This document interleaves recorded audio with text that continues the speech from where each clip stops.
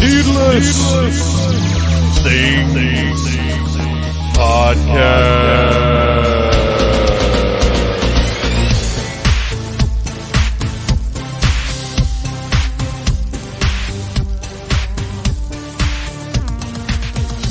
Hey, Phantomaniacs, welcome to the newest episode of the Needless Things Podcast, where we talk about toys, movies, music, and all manner of pop culture dorkery. I am your host, Dave, and this is, in fact, the 300th episode of the Needless Things Podcast. Now, obviously, there are other episodes, the minicast, I think a couple of specials here and there, but this is the 300th episode of the podcast proper.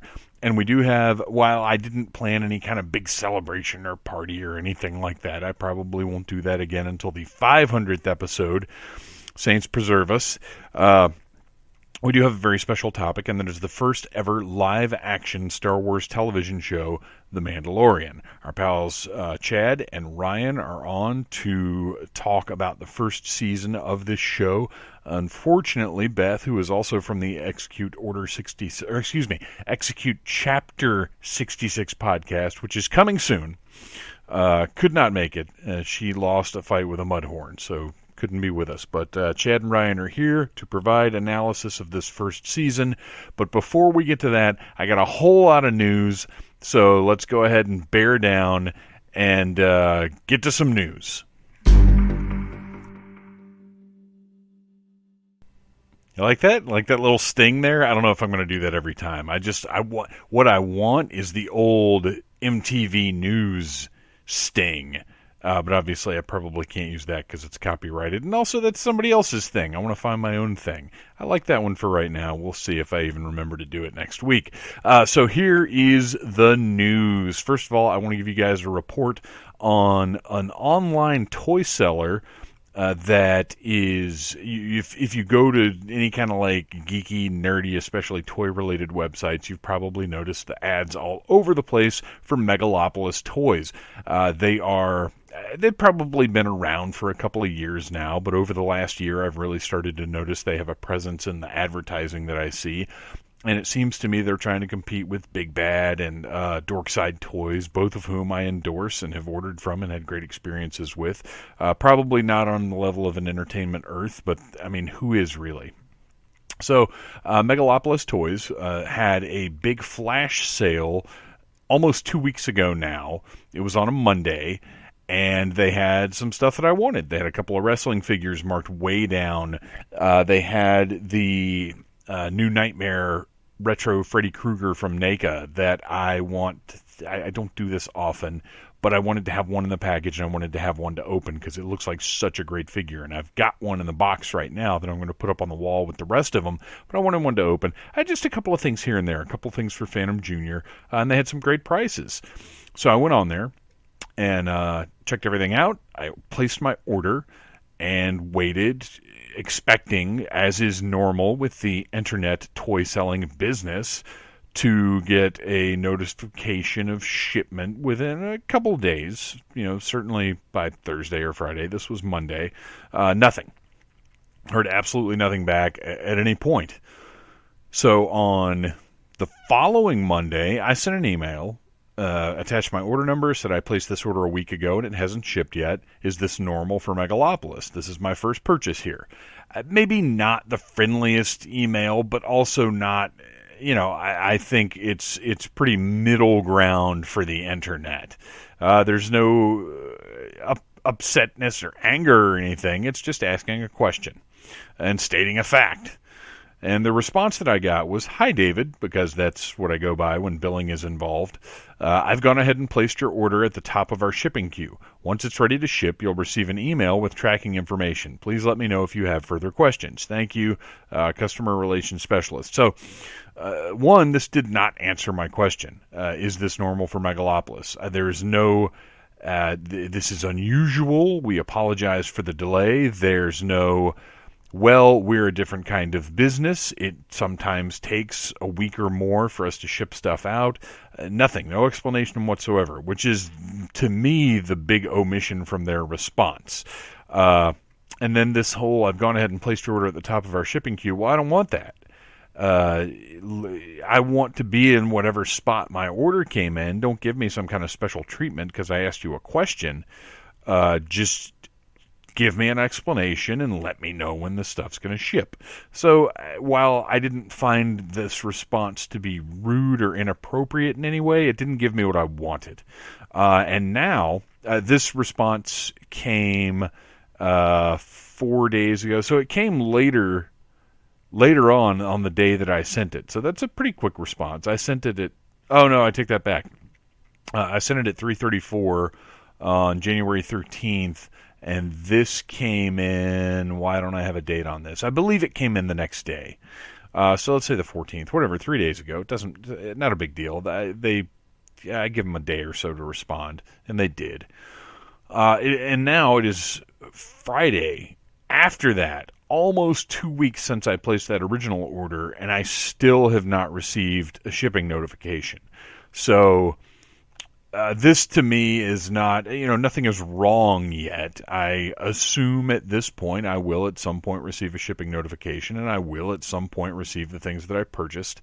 But I will say I'm not going to order from this place again, and not because I'm angry, but because this is a ridiculous amount of time to have to wait for products to come from an online store. Look, I'm not expecting anybody to compete with Amazon. I don't think this stuff should come in 2 days. That's unreasonable.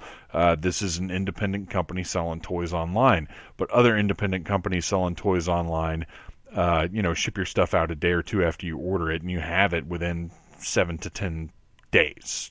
In general, that's reasonable to me. Now we're coming up on 7 to 10 days. We're beyond 7 to 10 days, and they haven't even shipped it yet. So Megalopolis Toys does not have the Needless Things recommendation for whatever that's worth. And I don't want to talk shit about them necessarily, but I do want to give you, my valued listeners, a heads up on somebody that I've had an experience that is less than what I expect. So there you go. If I were you, I would avoid Megalopolis Toys. Stick to Big Bad, stick to Dorkside, stick to Entertainment Earth. Those guys are great. They're the best wrestling-wise. Ringside Collectibles, obviously.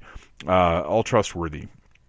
All deliver your stuff in a timely manner and handle their business. Now, I will say this. There is one caveat that Megalopolis recently took over distribution for the Four Horsemen's Mythic Legions toy line, which is currently shipping a new wave, and I don't care. That's not my problem. If they couldn't handle it, they shouldn't have taken it on. And that's all I got to say about that. Let's move on to something a little more positive, a little more uplifting, a little more awesome. So I had a great time, as you guys know, at the Pigface show with our guest from last week, Ayatoya.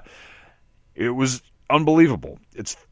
I think it's the best show I saw last year. It's one of the best shows I've seen in a long time. It was energizing. It was fun. Everybody was there to have a great time and enjoy this music.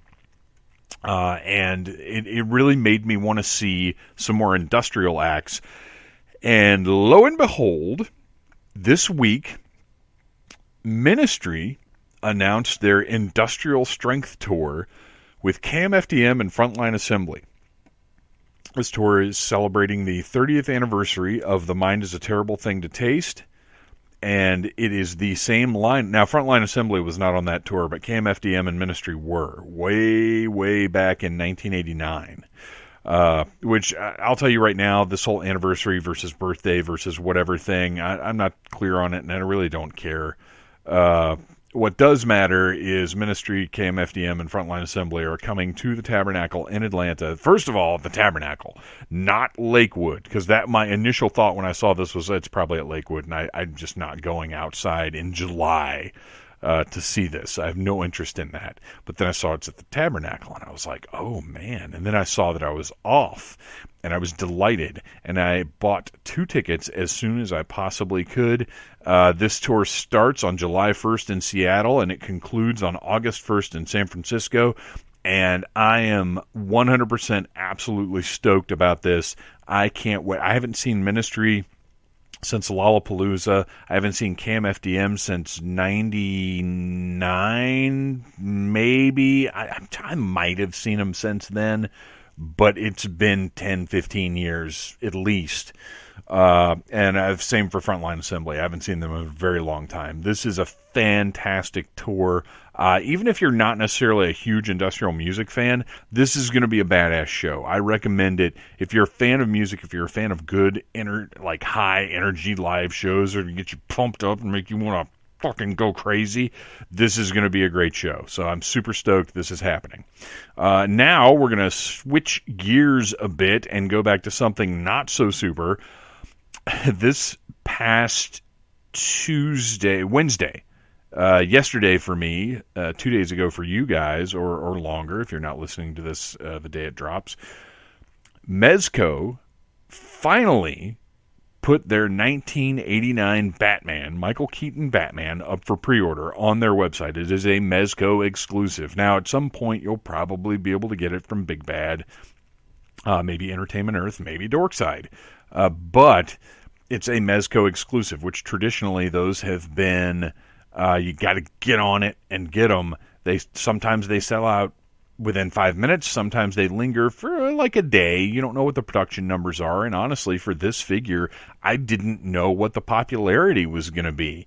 For me personally, I adore Batman 1989, Tim Burton's Batman. It's not called Batman 1989. It actually annoys me a little bit when it's referred to that way, but there's so much Batman out there. How do you categorize it? So Tim Burton's Batman, I recognize its flaws, but it's simply, it's too much of a pop culture milestone in my life. It had too much effect on me personally for me to ever think anything poorly of it. And actually, if you go back to one of our episodes from the summer of 2019, you can check out a live panel we did at Atlanta Comic-Con that was all about Batman 1989. As a matter of fact, our pal Chad J. Shonk flew in from the West Coast just to do this panel. It was incredible. It's a great panel. Go back and listen to that one. But anyway, so I knew it was pricey. I'll go ahead and tell you now. This figure was $110. That is a lot of scratch for a 6-inch action figure, for a 12th scale action figure. But this is one of my favorite movies, one of my favorite costumes, my favorite action figure line, and I knew if I didn't get it, I would be mad at myself. And I also knew that if I didn't get it, and then they announced a Joker, which I don't think is very likely. As far as I know, there is one officially licensed Joker figure that features Jack Nicholson's likeness, and that is the Hot Toys release that came out 7 years ago, maybe. And that I'm still kicking myself for not getting, by the way. But I just knew there would be too much regret if I didn't get this figure. So I figured out, I put the money aside, I decided where it was going to come from and how I was going to do it, and I've got to get this figure. I have to get it. I have to. It's too big of a deal to me to not have this on my shelf. And it's, look, it's as close to being worth it as it can get. It's not as big as the John Wick or the Punisher, which cost a bit less. But it does come with 3 heads. One of those heads has articulated eyeballs, which I have a sudden fascination with articulated eyeballs thanks to the amazing Yamaguchi Harley Quinn figure that I recently acquired. That's the best action figure. As a matter of fact, if you go to my best of on needlessthingspodcast.com for 2019, that one figure of the year came in at the last minute and just blew me away. So now articulated eyeballs are like a thing for me. Like, that's a feature I want. And one of the heads on this Keaton Batman has that. It comes with a couple of different grapnel guns. The things you would expect from a standard Mezco release. But the 110 it's high. For sure, 100% it's high, especially to not include an unmasked Michael Keaton head. But you know what? I had to have it. So I got online. I was at work But fortunately, we got the internet back a few years ago, so it's not as much of a challenge as it was back in the Matty Collector days when I had to like sneak off to my bathroom to order stuff on my phone. Now I can actually sit at a work computer like a grown-up and order toys. I'm not sure that phrase worked out too well or sentence worked out too well. But anyway, sent to the work computer, and it took 29 minutes to finally log in.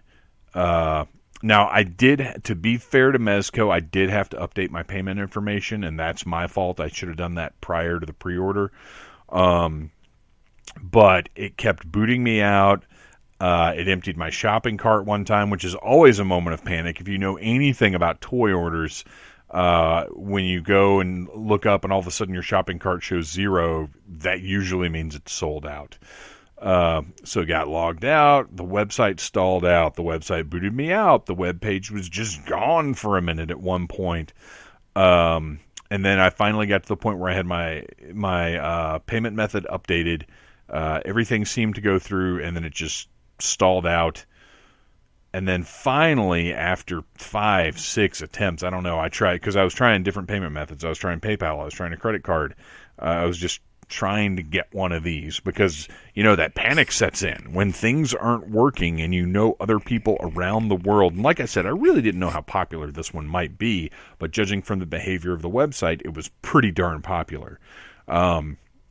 So, knowing other people around the world are getting this thing, the orders are going in, and even if my experience was shitty and everybody's experience was shitty, orders were getting through. But finally, I got the confirmation screen. Thank you for your order. Your order number is this. You've gotten an email.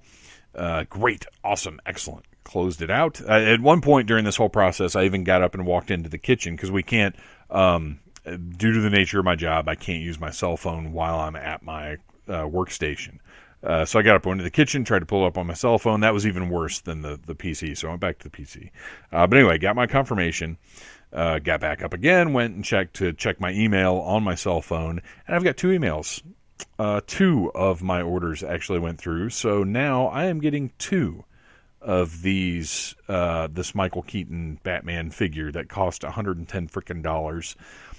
I should probably call tomorrow and explain what happened, because I'm sure I'm not the only one something like this happened to. I'm sure they're aware of the problems that were going on, and just ask them to please cancel the order. There was a $27 non-refundable deposit, but I feel like I've dealt with Mezco a couple of times with different quality issues, different things, and they're always incredible. They're always super, super nice, like go above and beyond. I don't think it would be a problem to cancel this second order. But on the other hand, it's sold out. You can still get on the wait list. So if you're listening to this and you're like, oh shit, why didn't I get one of those? You can still go to the Mezco website and get on the wait list for this figure. And what the wait list is basically waiting for people to cancel orders. And if you're queued up high enough, you can still get a figure. And it worked for me with the Purple Catwoman. I ended up getting one of those. I did not. I've done 2 waitlist items. I think 2.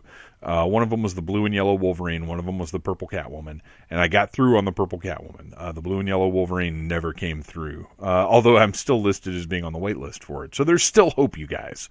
So yeah, go get on the waitlist if you want to.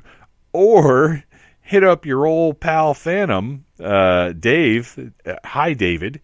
And let me know that you'll pay me back for that extra Michael Keaton Batman that I'm going to have sitting around, because I think it might be worth my while to hang on to that thing.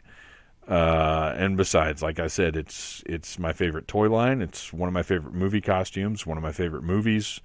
Maybe it'd be worth having one in the box, even though that's a pretty pricey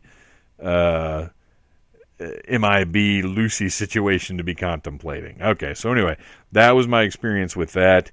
I was going to discuss some of these movie trailers that came out real quick. I'm just going to say the New Mutants trailer looks awesome. The new Birds of Prey trailer looks awesome. The Morbius trailer, meh. Didn't really do anything for me. I'm very interested to find out things about the movie, but I'm not that interested in the movie itself, despite the fact that it features Jared Leto and Matt Smith and vampire stuff. I'm not saying it looked bad. I think it's the trailer. I think the trailer was dull, and I think it's the fault of whoever put the trailer together. I don't necessarily think it's the fault of the movie. So I'm going to be keeping my eye on that one. I mean, obviously, we're going to end up going to see it because we go see these things. And then finally, real quick, because I've gone way over the line in this introduction, like I have the past couple of weeks, I swear I've got to start turning these into mini-casts. I just really quick wanted to say that I was off, aside from one day, as you've heard me bellyache about for the past 3 weeks probably. I had to go in and work overnight on Christmas Day. But aside from that, I was off work for about 3 weeks. In that time, I really wasn't on the internet at all, because when I'm at home, I'm doing other things. I'm not sitting looking at websites, looking at news or whatever. Every once in a while, I'll pull my phone out and do a little Facebook or Instagram or whatever, but I don't really read the internet when I'm not at work. And it was really nice, because when I got back into work, went back in last Monday. As a matter of fact, it was the Monday I placed the order from Megalopolis. I got back into work, and I was really reminded what a shitty place the internet is, because it's a bunch of shitty people being shitty about literally anything you can think of. And, it's my fault for going into the comment section of places like IO9, but when you wade through the assholes, there's interesting opinions there. There's insights there. I've seen a lot of things pointed out that I've enjoyed discovering. People with better memories than me, or better Google abilities than me, perhaps, will put things together about stuff that I'm interested in. So it's, I need stuff to do during downtime at work. And it's the downtime comes in such a way that it's not practical for me to write like I used to, but I can go on, every once in a while and sort of poke through a few comments. But, just sitting there, I was just like, gosh, it was so nice not being exposed to this garbage for 3 weeks and not having this negativity, not having an awareness of this negativity and these trolls and these people who are looking for any excuse to complain and to hate on something, or to piss in somebody else's Cheerios, or whatever the case may be, because so much of it seems to be that. So many people seem to be delighting. I wish I could. Schadenfreude. I feel like I probably mangled the pronunciation. I learned that from an old Batman Elseworlds book, but I think Schadenfreude is a huge thing, and it means taking pleasure in the pain of others. And I feel like there's way too much of that on the internet, and it kind of sucks. But here at Needless Things, we try and make others feel pleasure. I want everybody to enjoy stuff. I go into things looking to enjoy it. Now, it doesn't always work out, and I'm not going to lie. I'll be honest, when I end up in a situation where, this wasn't as good as I was hoping it would be. But, we want to enjoy stuff. We want you guys to enjoy stuff. We want to have a good time. We want to have fun. And, as much as I may bitch about certain things, which, by the way, there are certain things that I have made a resolution to not discuss anymore. I don't want to shit on anybody else's good time. If you like something, you like it, and that's great. And I don't want to... I don't want to throw shade at anybody for liking something. And I'll never do that. I'll talk about how much I don't like something, but I'll never say that someone else is wrong or bad or whatever for liking something, because it's all subjective. We all enjoy things in our own way. And now it is time for us to all enjoy talking about The Mandalorian, which is fascinating and different, and not what we expected, but also sort of what we expected.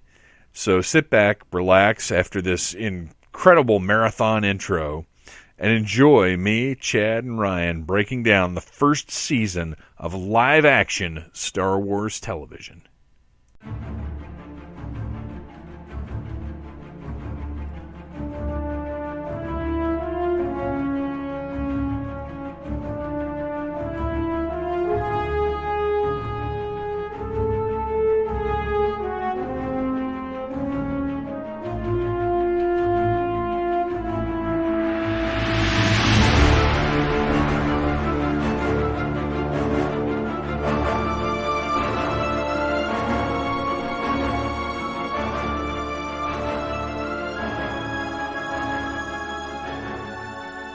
We're going to talk about The Mandalorian. You guys, I'm glad you guys are here to help me out because it's been a long day and I'm going to be powering through this one. We unfortunately are down a Beth. She is down with the sickness, which I'm sure she'd be thrilled to know if that reference was made in her name. I like to think she found out the Hawkeye series is probably canceled, and so she's gone into a depression. Is that a true thing? Apparently. What? No. Or she drank herself happy. And so we're going to talk about The Mandalorian. This is really no significance, but this is the 300th episode of the Needless Things podcast. And I am pleased that it worked out that something this special is going to be our topic, because I do think this is indeed a very special thing, and I think we all agree on that. I do. This is the first appearance of Venom, number 300. Never mind. Sorry. We'll talk about Venom on a different episode. Yeah, and Morbius. We'll talk about the Spider Sonyverse or whatever. I agree. This is a special occasion. I do. Yeah. So we're not going to do like an episode by episode rundown, although obviously we are going to talk about plot points from the episodes. We're going to spoil stuff. So if for some reason you haven't watched The Mandalorian yet, stop, watch it, and come back, I guess. There are basically 6 sort of aspects of the show that I want to discuss, and we're going to jump all over the place because that's what we do here. But tonight we're going to talk about the tone, the effects, the design, the music, the cast, and the story. In no particular order, just as they come up. But those are the things that I sort of sent to you guys and asked you to focus on and think about. Just in the context of Star Wars, but also in the context of the first weekly episodic live-action Star Wars show. And the first thing I want to throw out at you guys, I've got a few notes here with specific sort of thoughts for you guys to think about. But the first thing here is we've been hearing about a live-action Star Wars television show for a very long time, for decades, I would say. Mm-hmm. But it's probably for the best that it took this long to happen. I absolutely agree. I mean, the thing with the Star Wars live-action show, so much of it is going to depend on the special effects and it not looking too cheesy. And so I think if we had gotten one earlier, the effects would have killed it. Or they would have had to, because this is a fairly... it's funny because it's amazing to look at. It's beautiful. There are a few spots where the effects don't quite achieve maybe what we'd like, but for as small and stripped down a story this is compared to other Star Wars we've seen, it's at the same time a gorgeous and epic show. And expensive. Yes, and very expensive. So do you have some specific numbers, Chad? The only number I saw was about $14 million an episode per episode. 8 which episodes. Is, if you think about it, I mean that's the number I saw. It could be give or take, but it's also, remember, these episodes are a lot shorter, or not a lot shorter, but significantly shorter than your average episode of your average 1 hour show. Sure. Or on, if you're talking HBO, your average hour and 5 minute, hour and 10 minute show. Right. Yeah, and I believe 14 is more expensive than any episode of Game of Thrones, save maybe the finale or something. Yeah, but I had read that same thing. It's okay, though. They'll make it back that first week Baby Yoda merch hits the shelf. Yeah, seriously. We'll get to that, yeah. Yeah, we will get to that. Which, okay, and then here's the other thing I've got to throw out. Something that I think we have to accept. Chad, I know you're going to chafe at this a little bit. Okay. But much in the same way that we refer to facial tissue as Kleenex, and we refer to those stupid wheeled things as hoverboards, I think we have to accept that the common vernacular, the colloquialism has taken over, and whether we like it or not, this is Baby Yoda. Now, it is not in fact Baby Yoda, but in name, this is Baby Yoda because the culture has determined that that's the case. Are you speaking of the child? I am indeed. Speaking of the child, or Yoda, which I like Yoda baby personally. That's my preference. Yeah, but that was your suggestion as well. I will accept Baby Yoda, with the caveat that it's not a Baby Yoda. Right. Correct. Yeah. And we know that. Just like we know when you use Puffs, it's not Kleenex, but you ask for a Kleenex. Mm-hmm. Or when you're in the South, if someone asks if you want a Coke, you're like, sure, I'll have a Pepsi. Right. Oh gosh. Coke just means soda. Yeah, exactly. So it's the same kind of thing. So yep. we may not like it, but we're going to go with it. So yeah, it's definitely good that we didn't get this until 2019, where the technology was at the point where it could present the story, the effects, and the world that we needed to have for an effective Star Wars live-action television show. Well, and I worry who would have run it. I mean, if Lucasfilm had pushed this through, we would have got a George Lucas show, which who the hell knows what that would have been about, or what crazy midichlorian Journal of the Wills, who knows? Well, there were multiple over the last 15 years. There were multiple times where a call went out that like Lucas was staffing up writers for a Star Wars show, and because I tried to get on every single time and with no success, but the rumors were always that it was that Star Wars Underworld show, that it wasn't that far off from this, that it was going to take place in the Underworld with bounty hunters and things like that. We don't know any specifics. There are scripts written.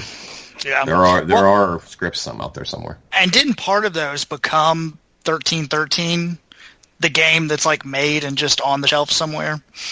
I don't think the game ever got finished, but yeah, I believe it was part of that. Yeah, he always wanted to do something that was, ground level Underworld stuff. And over the course of the rumors for the Underworld show, we heard everything from in the bowels of Coruscant to out on the Outer Rim to, but the consistent thing was that it was going to be about the sort of the fringe in the underworld and the crime, the huts and the whatever else criminal elements.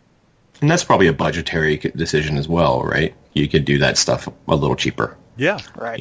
At the end of the day, more so than you can Jedi and spaceships. So let's talk a little bit about the talent that came together to make this show. Obviously, in our shared opinion, most likely, the two key names were Filoni and Favreau. Yep. What do we know about... I mean, we know that Favreau obviously is a golden boy for Disney. He is... As much as Feige is the guiding hand of the Marvel Cinematic Universe, Favreau is the one that planted the seed. I think it's fair to say. And then from there has gone on to do these live action... his Jungle Book, I think, is what caught a lot of people's attention. Yeah, I mean, it was... He's proving to be an interesting filmmaker. It's not the trajectory I would have guessed watching Swingers all those years ago. No, not at all. I was totally about to make a "he's so money" joke. Yeah. Well, turns out he is. Yeah, and I don't think he did know it. Yeah. No, he didn't. And then Dave Filoni, the other side of that creative coin, coming, already from Star Wars. With the very successful and critically and fan-beloved Clone Wars and Rebels cartoons that, for a generation, is their Star Wars. And I don't know, have we ever kind of got a breakdown of how the two of them work together?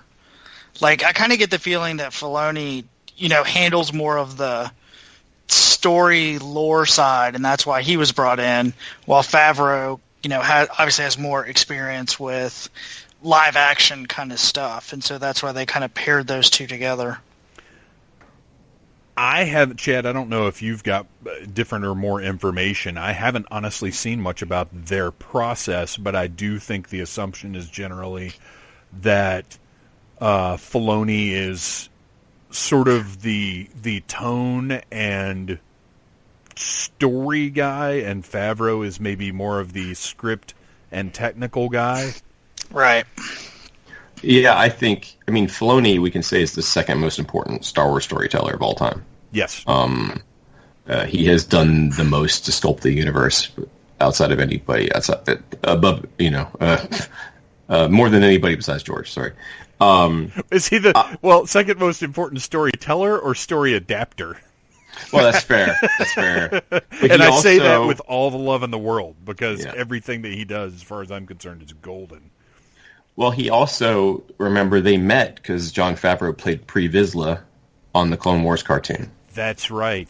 So they had, which does tie into episode 3, we'll get to chapter 3. Yes. But I think their relationship started there. And so I don't know the story. I don't know if Favreau said I want Filoni, if Disney said I want Filoni. I don't know how that happened. It seems like a good fit.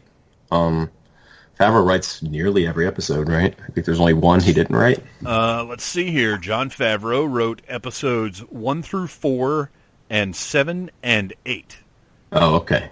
He in the credits. I actually made some notes, you guys. Oh, Dave Filoni wrote one and Christopher Yost. Okay. Favreau is credited as the creator. He's an executive producer, and of course the voice of Paz Vizsla. Filoni is an executive producer, the writer of episode 5, obviously. I mean, you can tell. And he directed the pilot, which is very important, and we'll talk about that in a second. Directed episode 5, and was Trapper Wolf, one of the X-Wing pilots in episode. Yes, he was. Episode 6, I think it was. I believe it was 6. Yeah. Yeah, that was actually, those 3 X-Wing pilots were actually Filoni, Rick Famuyiwa? Right. Yeah, I don't know how to say it. And Deborah Chow. Oh, okay. Who the other were directors. Yes, exactly, which I think is great. I loved it when I found that out. I didn't know it watching it, but when I knew it was Filoni. I recognized Filoni. Well, once I knew it, I was like, how did I not realize that? But he wasn't wearing a cowboy hat. Yeah, right, exactly. And then, it was very interesting, episode 6, which is one of the more fun, like, even more standalone episodes than the others, I feel like, based on a story by Christopher Yost, who wrote a lot for Dark Horse. Yep. That's right. I think he wrote Buffy for a while. Yeah. He's been all over the, like, he's done a lot of that, what's the word licensed. I'm looking for? Yes, licensed. Thank you. That's exactly. And he's very good at it. It seems to me that he takes jobs where he knows and loves the characters, because everything I've read of his, he understands what he's writing very well. It doesn't feel like fill-in stuff. He's also worked as a screenwriter on the last 2 Thor films. Oh, well, there you go. Another one that's been pulled into that Disney Marvel Star Wars fold. Yep. Deborah Chow, who directed episodes 3 and 7.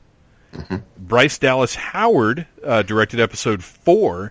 And she did. Yes, a note that I found very interesting was that she and Deborah Chow both said that they had a lot of creative freedom in doing their episodes. And Ron Howard, upon hearing that, was surprised and impressed. It is funny, because Bryce Howard created probably the most memeable moment of the whole series, right? Like, the meme of the series is in her episode. Yeah. So, and actually, it's probably one of my. I think that is my favorite episode of the series. Yeah, we'll get into that. Yeah. And then Taika Waititi, who I have an interesting fan relationship with, directed episode 8 and is the voice of IG-11, and I think potentially in the future other IGs. We'll see how that turns out. Right. And then this was cool. I didn't realize this. Matt Lanter, who voiced Anakin on Clone Wars, was Davin, who's a New Republic soldier that was he the one in episode 6? But that guy wasn't really a soldier. I'm trying to figure out where he showed up. Where did we even see New Republic soldiers? I don't know. I mean, it kind of had to be the guy on the prison ship, because I think that's the only... I think that is him. Okay. I think I remember reading that. Okay. Yeah. I think I remember seeing his name in the credits. Yeah. And that makes sense. And then the last 2 sort of pre-discussion notes I have, Season 2 has been announced for fall of 2020. And another thought-provoker for you guys, because this gets thrown around, because it's what people do. Beth, are we even interested in any kind of theatrical release about this concept and these characters? No. I agree. I'm not either. I don't see the point of it. No, I don't understand why you would. But that's, people have asked, and of course the creator's response is always, well, anything is possible. Because you don't want to just outright say no to something like that. But no, I don't see why it would ever be necessary. So those are. Oh, and then finally, I skipped over this one before because I wanted to talk about Favreau and Filoni. Ludwig Göransson provided the score. He did indeed. Which is the most. Look, nothing. John Williams is a different category of score, but to me, this show has the most interesting and far different tonal movements, different feelings, different worlds represented of any Star Wars music we've ever heard. It has, every episode has a theme, every planet has a theme. There's so much going on with the music here, but it's all held together by this sort of central. The Mandalorian theme, it's fantastic, and it's different, but it still feels right for Star Wars. Yeah, it's definitely when I find myself like humming or like it sticks with you, which some of the other themes they've tried have not. It is a complete departure from Star Wars films, though. I mean, from Star Wars music, which I enjoy, but it is a complete departure. Well, and it needed to be because everything about this says we are looking to recreate a very specific style of episodic television show, and going along with that is a memorable TV theme song. Like that's a staple of the sort of like Western shows and old school shows that are sort of inspiring a lot of what we see in The Mandalorian. You got that theme song. You've got Have Gun Will Travel. You've got Rawhide. You've got, like, those were important elements of those shows, and I think they, without it literally being "Dun-dun-dun, The Mandalorian," like, they have created that feel. Which there's an excellent parody video where they do that. I think oh, really? Oh, yeah. Oh, nice. One of the old 50s Western themes over it. Oh, great. I've got to find that. That's awesome. So now we can dig into what the show... Now that we've talked a little bit, do you guys have any more thoughts about the creators that we just mentioned? Anything specific you wanted to say before we dig into plots? No. No, not off the top of my head. No, you pretty much hit everything. So, how important is it that this show, and obviously it's very important, we're going to discuss why. How important is it that this show is live action? Because story-wise, looks-wise, everything, it could very easily have been done in the same style as Clone Wars and Rebels. Obviously, it would not have had the same impact. It would not have... we would have embraced it, but it wouldn't have been, I think, as emotionally important to us if it had had that animated style. Well, I think a big part of it, too, is I can tell somebody I watched The Mandalorian, and, lately everybody's like, oh, me too. But if I say, yeah, I watched the Clone Wars and Rebels, they come on Cartoon Network, you get weird looks. Right. Right. It's not acceptable to watch the cartoon. Not acceptable, but there's the average person isn't watching the cartoon. But if you put live action, they'll do it. Right. As far as dorkery has come over the past 10 years or so, you still get funny looks if you tell certain people, large segments of the population, that you sit down and watch Cartoon Network. Yeah. I don't watch a lot of animation in general. It's not it's just a personal preference. I just don't watch a ton of it. I don't look down on it. I just don't. Star Wars is an exception, so I watch, Resistance. But yeah, I think by going live action, you increase your install base by quite a few people, and your initial audience by going live action. So it is important for what they're trying to do. I don't think it's necessarily important or necessary for telling the story.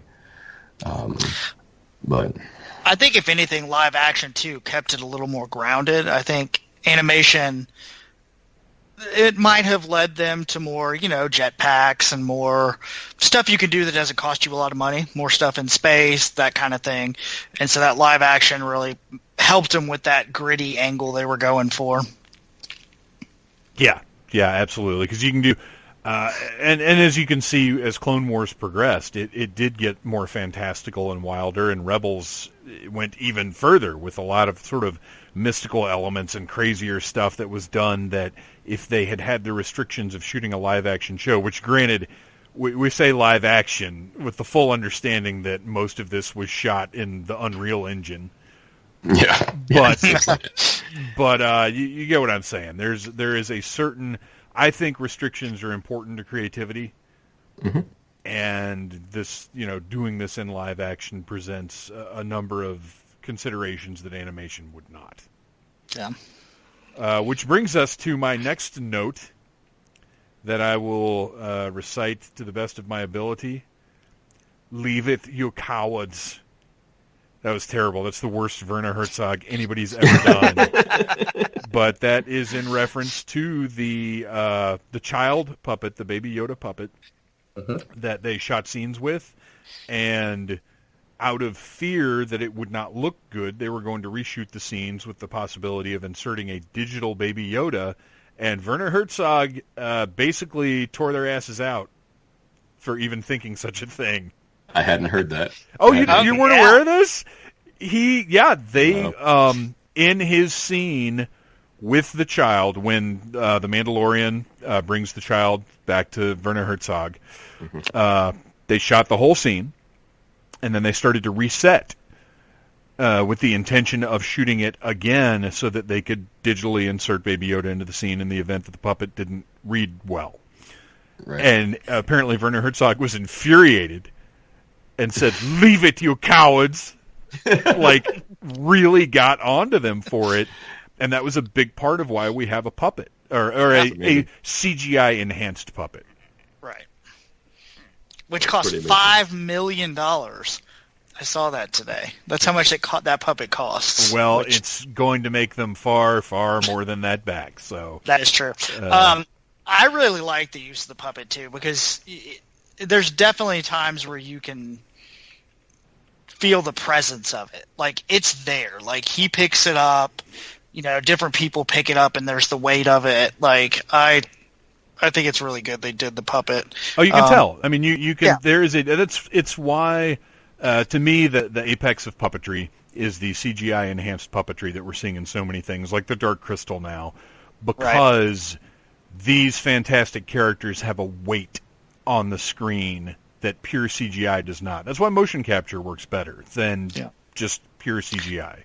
And I would like to say, if Bo Brown is listening, I will put off my Sif Ollie request for 1 year to trade it for Baby Yoda. Baby Yoda. Oh, man, can you imagine? Okay, so just for Chad's benefit and for the benefit of the listeners, here is a snippet of the story as it was reported by The Hollywood Reporter. We would shoot clean plates because we could do a great ILM CGI character if we needed to. We wanted to, this is Favreau, we wanted to try using the old techniques, and then you could always fall back on the CG one if it didn't work. That's where a funny moment on set between Herzog and a puppet came into play. Herzog filmed a scene with a puppet, and the filmmakers then removed it for another take. Though Favreau and Filoni declined to name the puppet, they seemed to be speaking of Baby Yoda. Herzog goes, "What are you doing?" recalled Filoni. Filoni told Herzog they were removing the puppet to shoot a clean plate. Only Herzog didn't want the puppet removed. He wanted Favreau and Filoni to believe in themselves and in the puppet. He says, "You are cowards. Leave it. Leave it," Filoni recounted to huge laughs from the crowd. He was so committed. And apparently Herzog, beyond that, spent the entire day playing with the Baby Yoda puppet. With that big Imperial medal on. Right. I would pay upwards of $100,000 to be in that room to listen to that conversation. Oh my gosh, I know. It would be absolutely amazing. So there you go. That's a nice little story from the set. And again, not only do we have Herzog to thank for his incredible, unique performance, but for possibly for the Yoda puppet being there at all. Yeah, I just like puppets. so it's okay. Yeah. Like I like I like Muppets. I like the Dark Crystal. I like puppets. So I like it a lot. It's cool. So I've brought up a whole lot of stuff. I'm sure you guys have notes as well. Ryan, is there anything specific that you were sort of chomping at the bit to talk about? I think one of the things I'd like to talk about is the different actors they brought in to play. I think some of them did really well, and I really liked it. I think there were a few misses. I think Carl Weathers is amazing. For some reason, almost out of all of that show, he really feels Star Wars to me. I agree. He's kind of a mix of Lando and Han, but kind of different. He's kind of shitty, but every once in a while, does the right thing. Like, he just feels like a really good Star Wars character. And the same for Cara Dune. Like, she is now one of my favorite characters in all of it, and I hope she has an even bigger part in season 2. To bounce off of what you just said, a small thing that I love about the show is it has the classic conflicting pronunciations that Star Wars has always had. Yep. We have, her name is Cara Dune, but she is referred to as Cara Dune in the show. Reading the expanded universe stuff that I did for years and years and years, I always pronounced it Twi'lek until Clone Wars came along and we found out it was Twi'lek, until we get to The Mandalorian, where it is pronounced both ways in different times. Which, that makes sense. The real world, people say lots of different words differently. That's great. Now, there are some. I did not think Bill Burr worked. He took me out of it. That might be because I watch a lot of his stand-up and listen to podcasts and things like that, so it was like really distracting to me that was Bill Burr. But, the rest, I think the cast has been really, really strong. May I put up one more that I didn't care for, which was Horatio Sands. Didn't like that one either. Is Mithril. I was actually really worried because that scene felt like a comedy scene off an episode of Angel from 15 years ago. Like with it was just a guy with face paint on. It felt really cheap to me, and I didn't like the way Sands played him at all. That was where it got too contemporary for me. Yeah. In a way. Well, and Jason Sudeikis pulled me out too. That whole scene. I didn't hate the scene as much. Oh, see, I didn't hate the scene as much, but he pulled me out. I'm going to admit I don't know where Sudeikis was. He's one of the biker scouts in the heavily YTT scene. Okay, yeah. Okay. Sands, now, I'm not familiar with Horatio Sands, really. So that scene was, you're 100% right. It was very angel-y, but I went into this show determined to not immediately hate things that felt different from Star Wars to me, because that's fair. We are, some of the sentiments I've expressed in the past do hold up, that Star Wars needs to be different things and have different tones and play different ways outside of the saga. So I really sort of steeled myself for some tonal things that maybe I wouldn't like, or some things that didn't feel consistent to me. So like that, I was aware of it being a little off, but it didn't bother me. And Bill Burr, again, I'm not that familiar with him, but it's really weird because I found his character very grating, but he was supposed to be. Right. And he didn't. You don't cast Bill Burr to be likable. Right. I would assume not, because he just came off as a douche, and it was like, I don't like this guy, but he's doing a really good job of being somebody you don't like. Like, he didn't really take me out of it, but unlike Ryan, I don't know him that well. No. It's kind of like me with, what's his name? Snap. Oh, yeah. That drove me crazy because I'm too familiar with Greg Grunberg from everything else that he's done with, like, J.J. Abrams. So seeing him in a Star Wars movie, I had, like, cognitive dissonance over it. So I get where you're coming from. Yeah. Now, on the other hand, too, Nick Nolte was amazing. Unbelievable. But we weren't looking at Nick Nolte. Right. I mean, close. Yeah. It's not that far off from the real Nick Nolte. Right. Yeah. And he got, one of the big catchphrases for the whole show. So yes, good for Nick Nolte. Yes. I thought Amy Sedaris Rest was great. She was very funny, but didn't, to me, veer off too far into it just being comedy. Yep, I agree with that. And, she can't help her face. It's just funny. Right.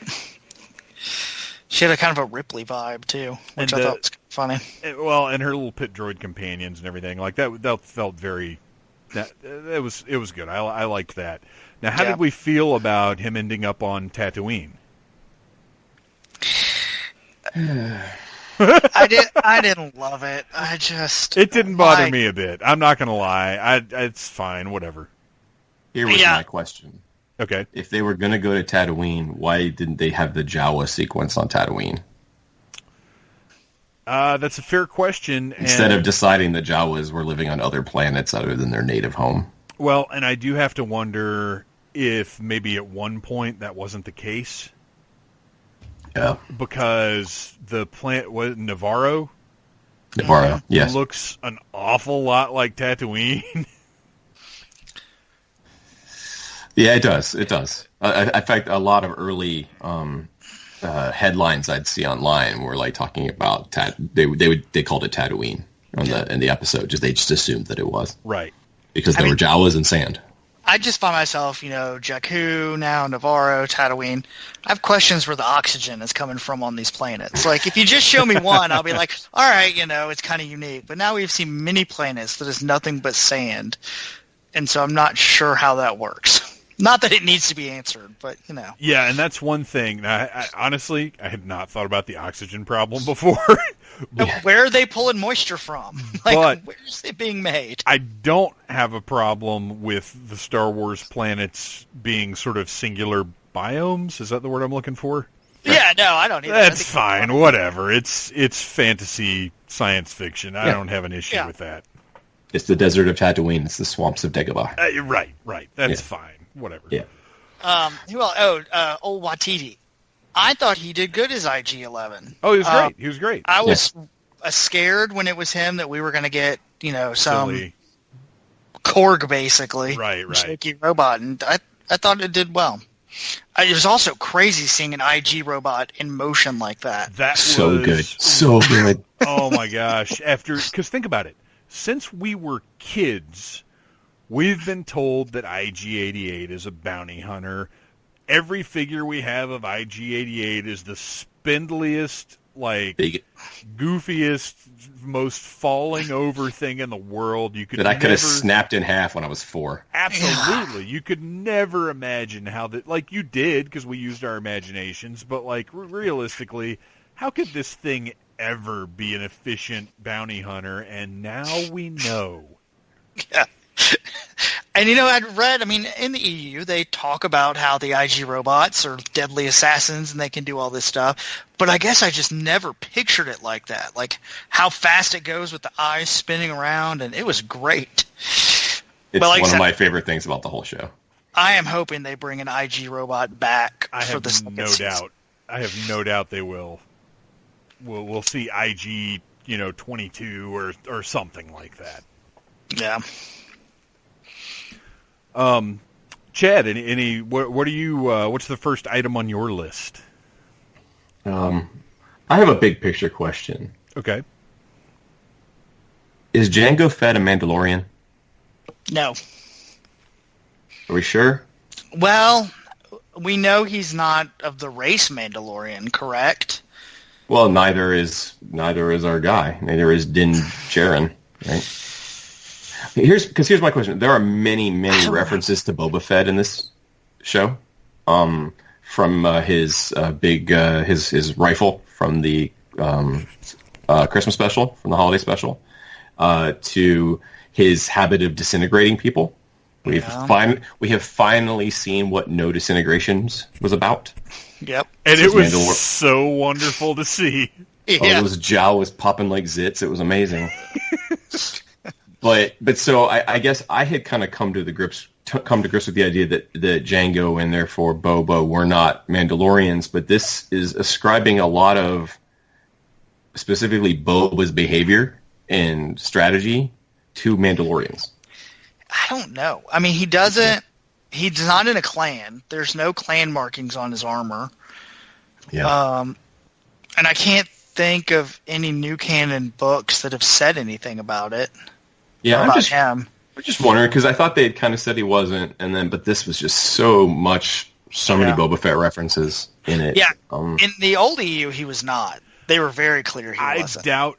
Okay, what is Disney now? And look, I don't want to diminish Disney's contributions to the pop culture stuff that we love because obviously. Most of the time, they care very much about quality and about presenting interesting stories. But, more than anything else, what is Disney concerned about? Credits. Right, exactly. Not just credits. Making people happy. Yeah. That's a far second. But for 100% credits and establishing... future streams of revenue. Jango Fett is going to be more profitable as a Mandalorian than he is as not a Mandalorian. Oh, wait, though. He takes his helmet off like 50 times. No longer a Mandalorian. But so do all the Mandalorians on the show. Right. Ryan, we on don't Rebels, know That's true. That's a problem I have. Well, I don't know that that's a problem. Is that something that was enacted after the Purge? We'll get into the helmet thing. I have a big problem with the helmet. Oh, I know you do, and we'll get there. I do. Yeah. One thing I wanted to point out at we're now down into the notes that I made the other day when I was rewatching the show. Another funny little moment is the beginning of the second episode when the Mandalorian and Baby Yoda are going through the canyon before they get attacked by the Trandoshans. They do a shot. The little lizard creatures are running around. And they actually have a little shot of Baby Yoda licking his lips while he's looking at the little lizard creatures. They're like establishing his dietary habits. He's a bad guy. They just don't want to admit it yet. So I mentioned Trandoshans, and as I went through the show, and I'm sure I missed some things, I listed elements that we have seen previously in Star Wars because...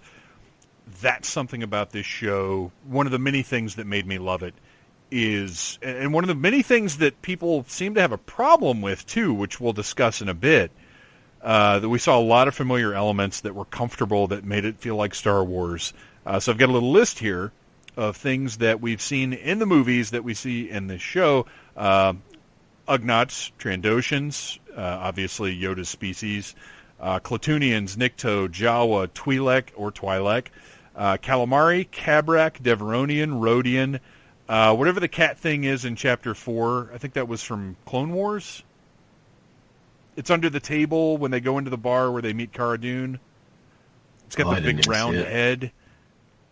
It's from something. Kubaz, I believe R5-D4 is in Chalmun's Cantina on Tatooine. I couldn't tell if it was or not. I paused it and looked, and if they made it look that much like him, I think it's him.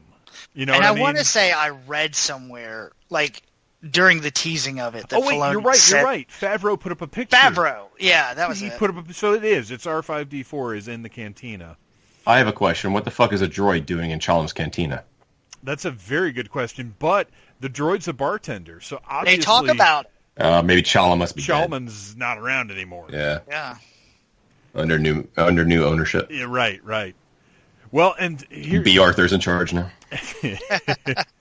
Okay, so now this is something that I meant to make a note about, and I got caught up in something else that happened. At one point in the show, and I honestly can't remember if it's on Navarro or Tatooine, the Mandalorian's walking around, and there are a ton of Stormtrooper helmets on pikes. Yep. And we don't really have the backstory for that. It's just a cool-looking set that's there. Come on, you know who it is. It had to be Tatooine, because they actually have a presence on Navarro. it's Wicket and his Ewok gang are coming for blood. That's what happened. Okay, that's why the Jawas are on Navarro. The Ewoks displaced them from Tatooine on their blood hunt for Imperials. They got a taste for Stormtrooper. Now they're chasing them around the galaxy. Yes. Oh, man, I want that show. There's only room for one 1 meter tall species on this planet. And you're not it. Yub nub. I think they're probably just the remnants of the garrison, because remember, the Imperials, I think they left a garrison on Tatooine after The New Hope. And I know this is only, 5 years later. So yeah. They probably just, they didn't fare too well. They killed them after the Empire fell. Yeah. That was the list I came up with. Did you guys sort of think about familiar things, or did the presence of familiar things bother you, which for some reason it did some people? One really small thing that caught me, like, total nerd thing, is I can't remember her name, the Twi'lek that's on one of the bounty hunters that's with them when they go to the prison ship. Yeah. She has the filed down teeth. Yes. And so that's been like, or she has the sharpened teeth. Right. And Shan, that's been a question. Shan, something like that. Is that what it is? Yeah. That's something that Filoni brought back into Rebels, I think in season 2 or something, talking about the Twi'lek's teeth and like the ritual of filing them by certain people and all sorts of stuff. So he did really good about putting little things like that all through the show. Well, because we know Hera didn't do that. Right. Well, they bring it up on Rebels at one point when she goes somewhere and they make a mention about her teeth. And you know why that is why that got brought up? Have you ever heard about that? I don't know that I have.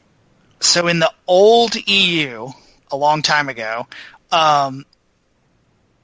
the story was that all Twi'leks had sharpened teeth, and that the women were mostly sex slaves, and so their masters filed down their teeth. I do remember that. That was a Lucasfilm official definition. Was that in Tales from Jabba's Palace, or was that from one of the visual guides? I can't remember. Yeah, I don't remember either, but now that you've said that, I remember that. Yeah, that was like a whole thing. And then when Hera showed up on Rebels, people asked about it because she had, very human teeth. So eventually he answered it in season 2. But anyway, that's just one of those random things. Forgive me if I missed it, but did you mention the Kowakian monkey lizard? Oh, no, I didn't. Yeah. I totally overlooked that one. That's right in the beginning of the first episode, right? Yeah. And then there's also the, it's not a creature in a suit, but the Huttese eye, the security system. Yes. Like from Jabba's Palace, which I liked. It maybe feels like fan service, but it felt like just part of the world. It's like something you could buy at Space Best Buy. Well, here's the issue I have with fan service being used as a derogatory term. It doesn't insult me when somebody does something with the intention of pleasing me. I like being serviced. Yeah, I do too. And now look, we all understand that it can go too far sometimes, and in the wrong hands, fan service can be a bad thing. But people seem to use that as a blanket term with a negative connotation, and I don't agree with that at all. Well, I don't consider it fan. I don't either, because to me it's consistency, right? It's right. The world. Yes, it's building the world. You get a little tickle out of it because that's the thing from Jabba's Palace, but you're also like, well, yeah, that can't be the only one of those things in the entire galaxy, right? Well, and where Star Wars is right now, with Skywalker saga being over, they're going to have to do that to survive and keep going. Like, if they're going to present a consistent universe without these characters. Especially for a show that is markedly different from everything else in the way it feels, right? This is a very different way of telling a Star Wars story, a very different look for telling a Star Wars story. So there need to be those touchstones.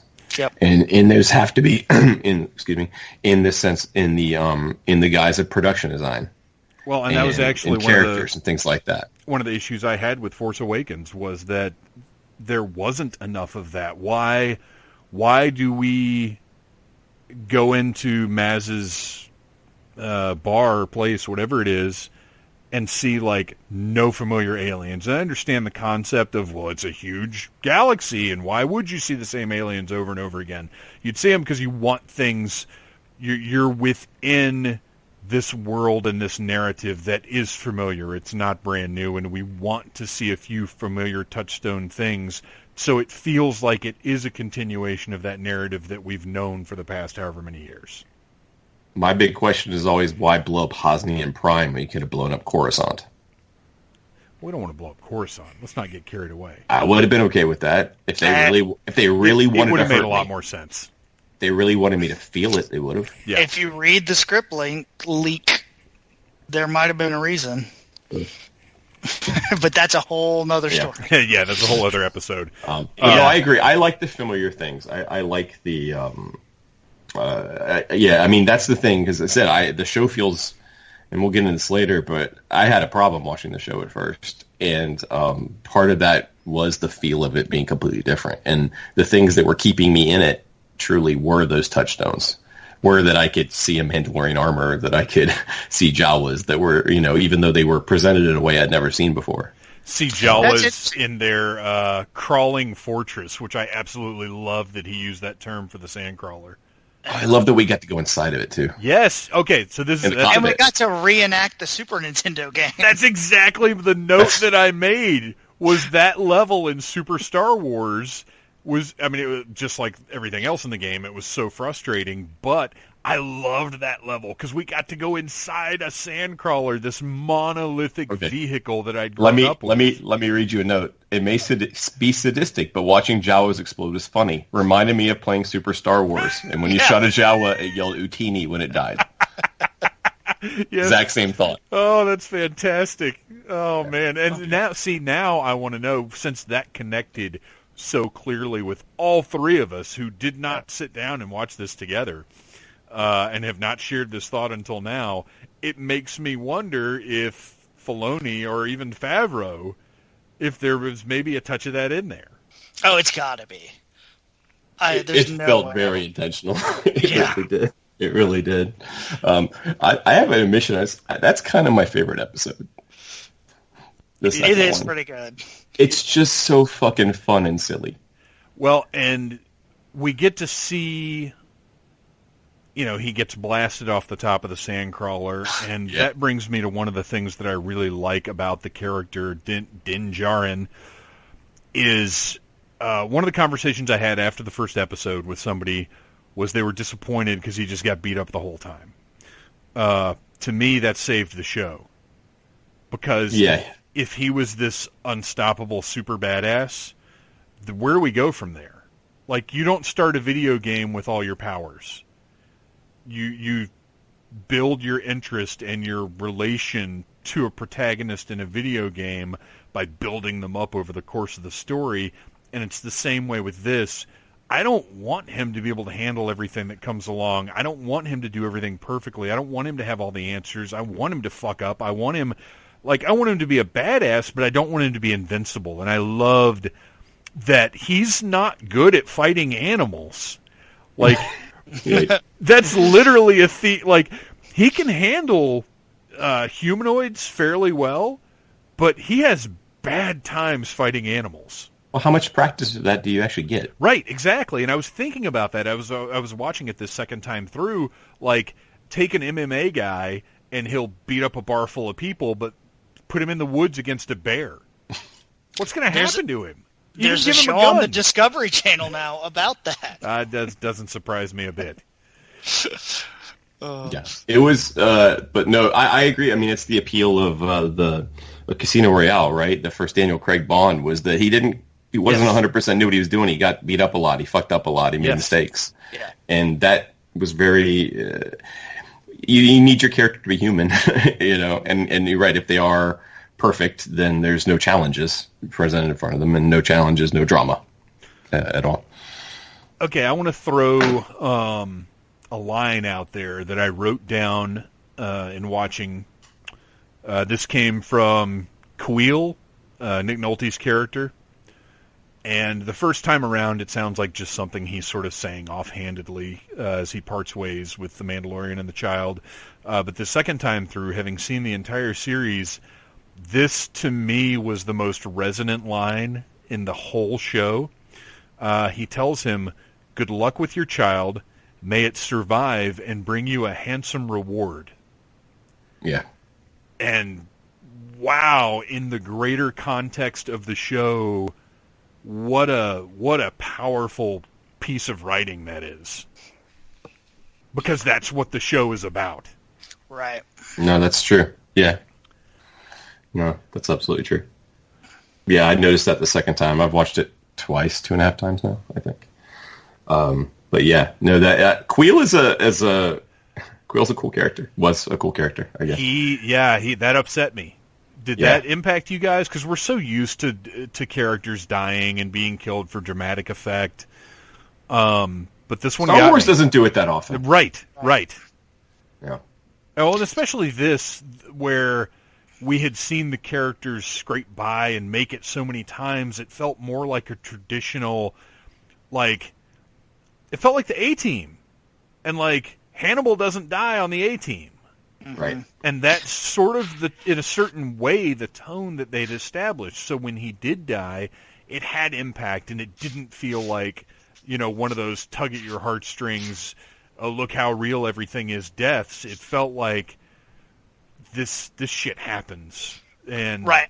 And I think they filmed it really well. Or the way, not even filmed it, I guess, but the way they handled the scene showed that really well. Well, it felt like a 1-2 punch. Because for a second you think he got away. Yep. And we don't see the heroic death or anything, which I really like. Yeah.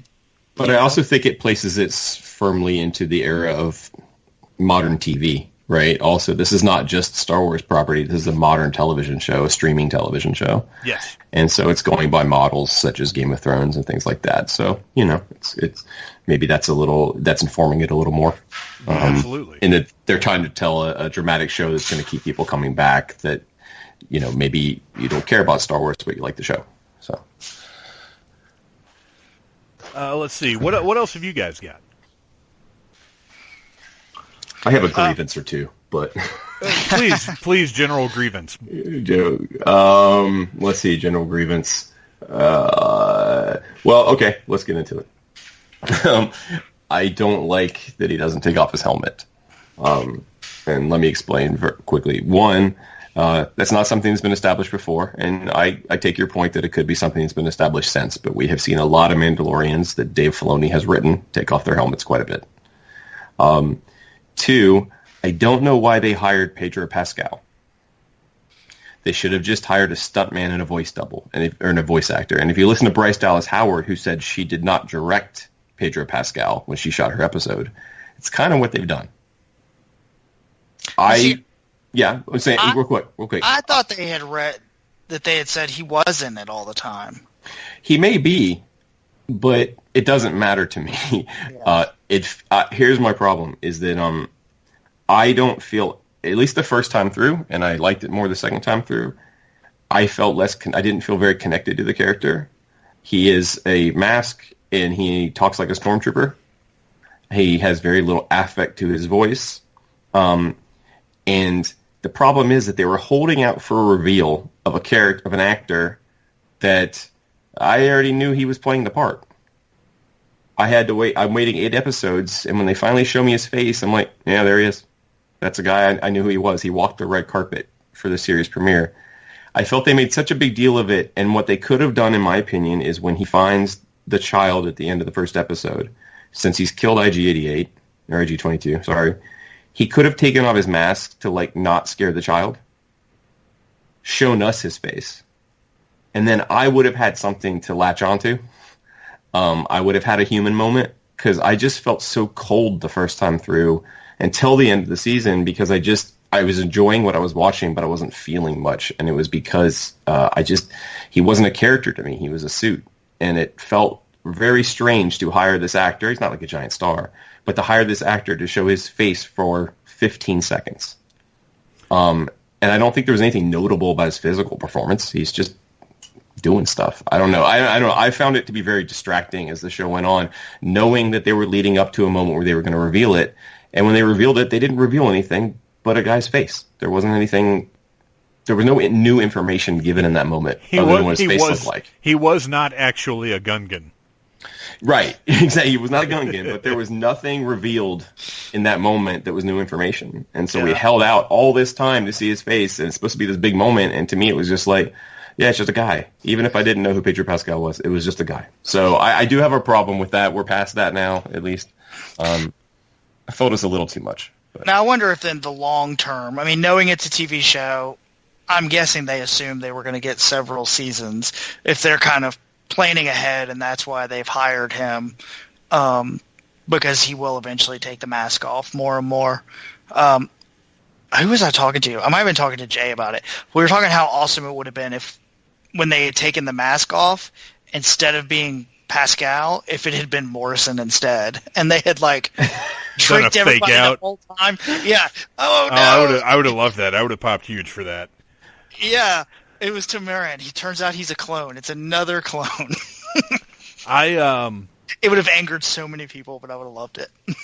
Chad, I 100% understand what you're saying. Yep. But for me, I found the mystery compelling.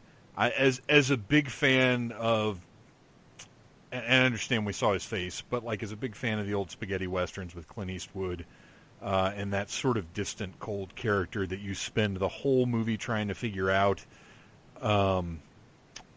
I dug it. I liked it. I liked that we didn't see really anything about him. I liked the mystery. And this is coming from a guy who loved Boba Fett. There's literally nothing to that character but a cool suit.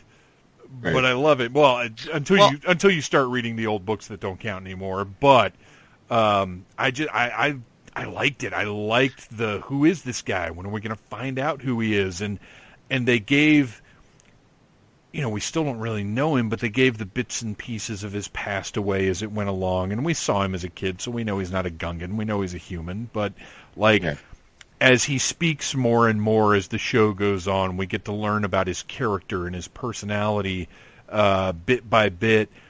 And to me, it was almost like, it almost made me pay attention more that we didn't have a human face with its expressiveness and its eyes and its mouth and its everything, and that we had to, you almost had to not work harder, be more engaged to get anything from this character.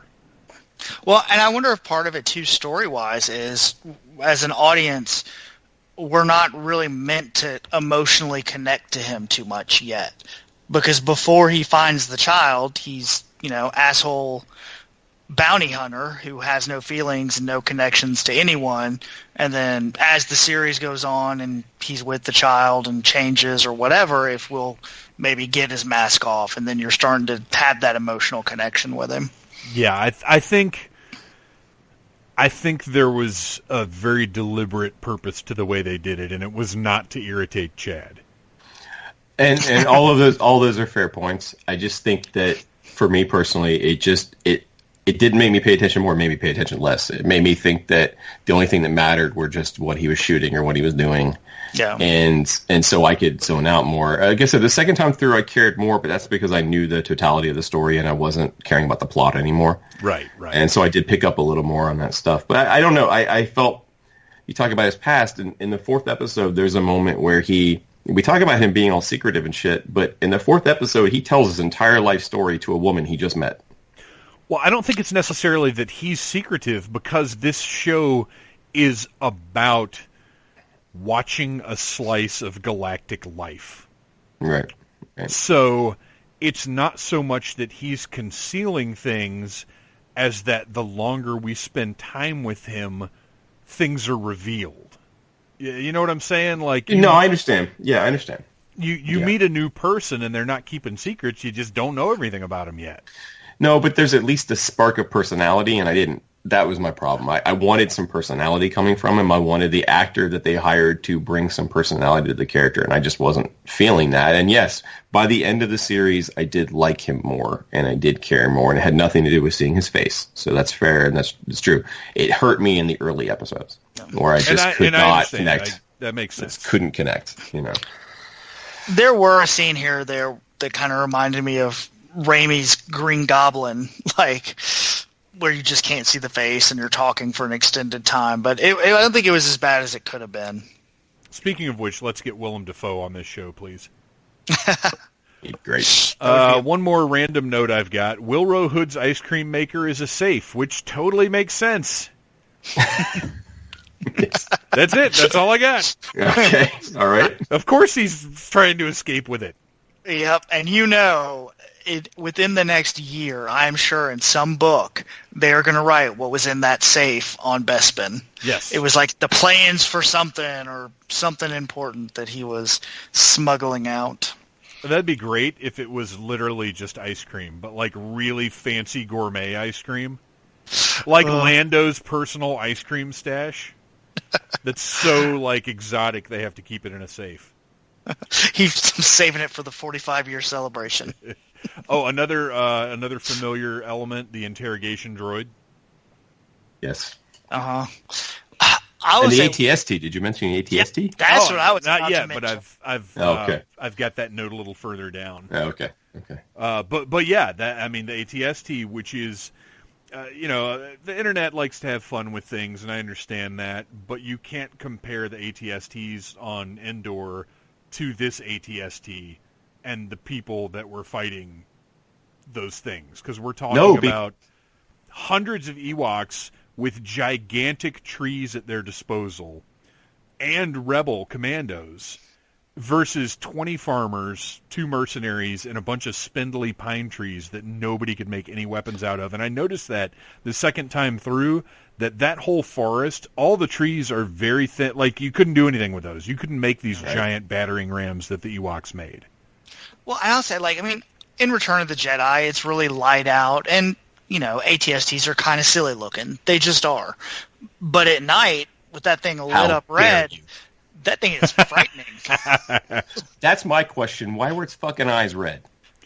Because this, you guys, I'm sorry if this goes over your head, clearly the Fiend was having a match inside the cockpit. That's what I was like, are we supposed to think this thing is alive? Because we don't see any drivers.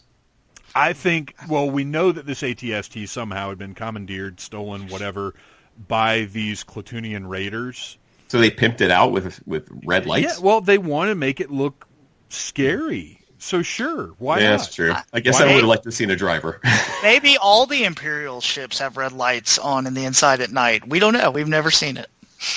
That's a good point. But yeah, it was very cool, and it looked fantastic. Yeah, it really did. I somewhat doubted their plan there where they were getting real close and just trying to get to step in the pond or whatever. I was ahead of them. I was like, just shoot them. Yeah. Which, by the way, that was, I think, 100% an homage to Ed 209 in RoboCop. The way that it sort of lifts its foot up and tentatively, feels out and then draws back. The exact same shot, motion, everything. Well, all right, so there's another question, too. If there's a driver up in that thing, what was he like? Was he, feeling it out? Can he feel the leg at the bottom? It's like a fucking Pacific Rim thing. Yeah. Is there, part of the ATST driving test is, feeling things out gently with your ATST? Sure, why not? Yeah, it just felt a little more alive than I was comfortable with. But it was fine, but it just felt a little bit, I don't know. Like I said, I would like to have seen that it was being operated by sentient beings, and not that it was a giant monster in the middle of the night. It was a little odd. Well, I guess it wasn't odd, though, because he just straight up throws a grenade in there and blows it up. A thermal detonator. Yeah. That's true.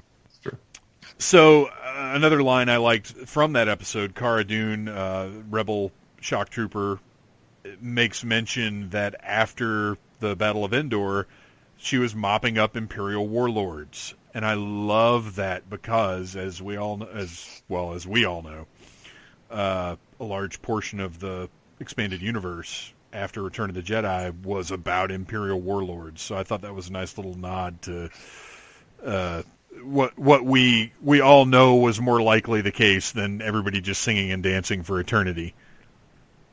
Right. And I really like part of her character, too, is that idea that she understands how to be a rebel, but then what do you do when you are the government? You know, which they've done a really good job with, like Han in the extended universe, kind of has that same thing. Like, what happens when you're legit now? Yeah. And it wasn't for her. Yep. Let's see, Ryan, have you got anything else you wanted to bring up? I mean, do we want to talk about the big stuff? We can talk about whatever you guys want to talk about. We've got, and by that you mean the real little stuff? We've got. I mean, I guess it's We've got approximately about 20 minutes left. Let's go ahead and get into old Grand Moff Gideon. Yes, yeah, we got to talk about Giancarlo Esposito and the child. Gosh. That man is magic. Gus Fring himself. Yeah, showing up in a new kind of TIE fighter that lands where you can actually get out of it. That's great. Good job, Empire. So what do we think about him? I mean, we know he was a ISB agent, which makes sense. He's adopted that Moff. He's not a Moff, so he's part of that. I know if you've read the new books, a lot of what they talk about is after Return of the Jedi, you know, everybody started declaring themselves Grand Moff this and Moff that. So he appears to be one of them, but has a decent size army with him, which, you know, I guess he didn't go with Sloane and the rest of them after Aftermath. But I like the character. Well, and he clearly had something to do with the Purge. Right, and so what some people think is he or was he a Mandalorian? I don't know. What you want to know is how did he get the fucking Darksaber? That's what you want to know, right? Oh, yeah, that's 100% what we all want to know. We're saving that for the best part. Oh, sorry. Darksaber. Sorry. So, yeah, that's the question, though. How did he get the Darksaber? You know, why does he want it? I'm betting he's a Mandalorian. Or he was.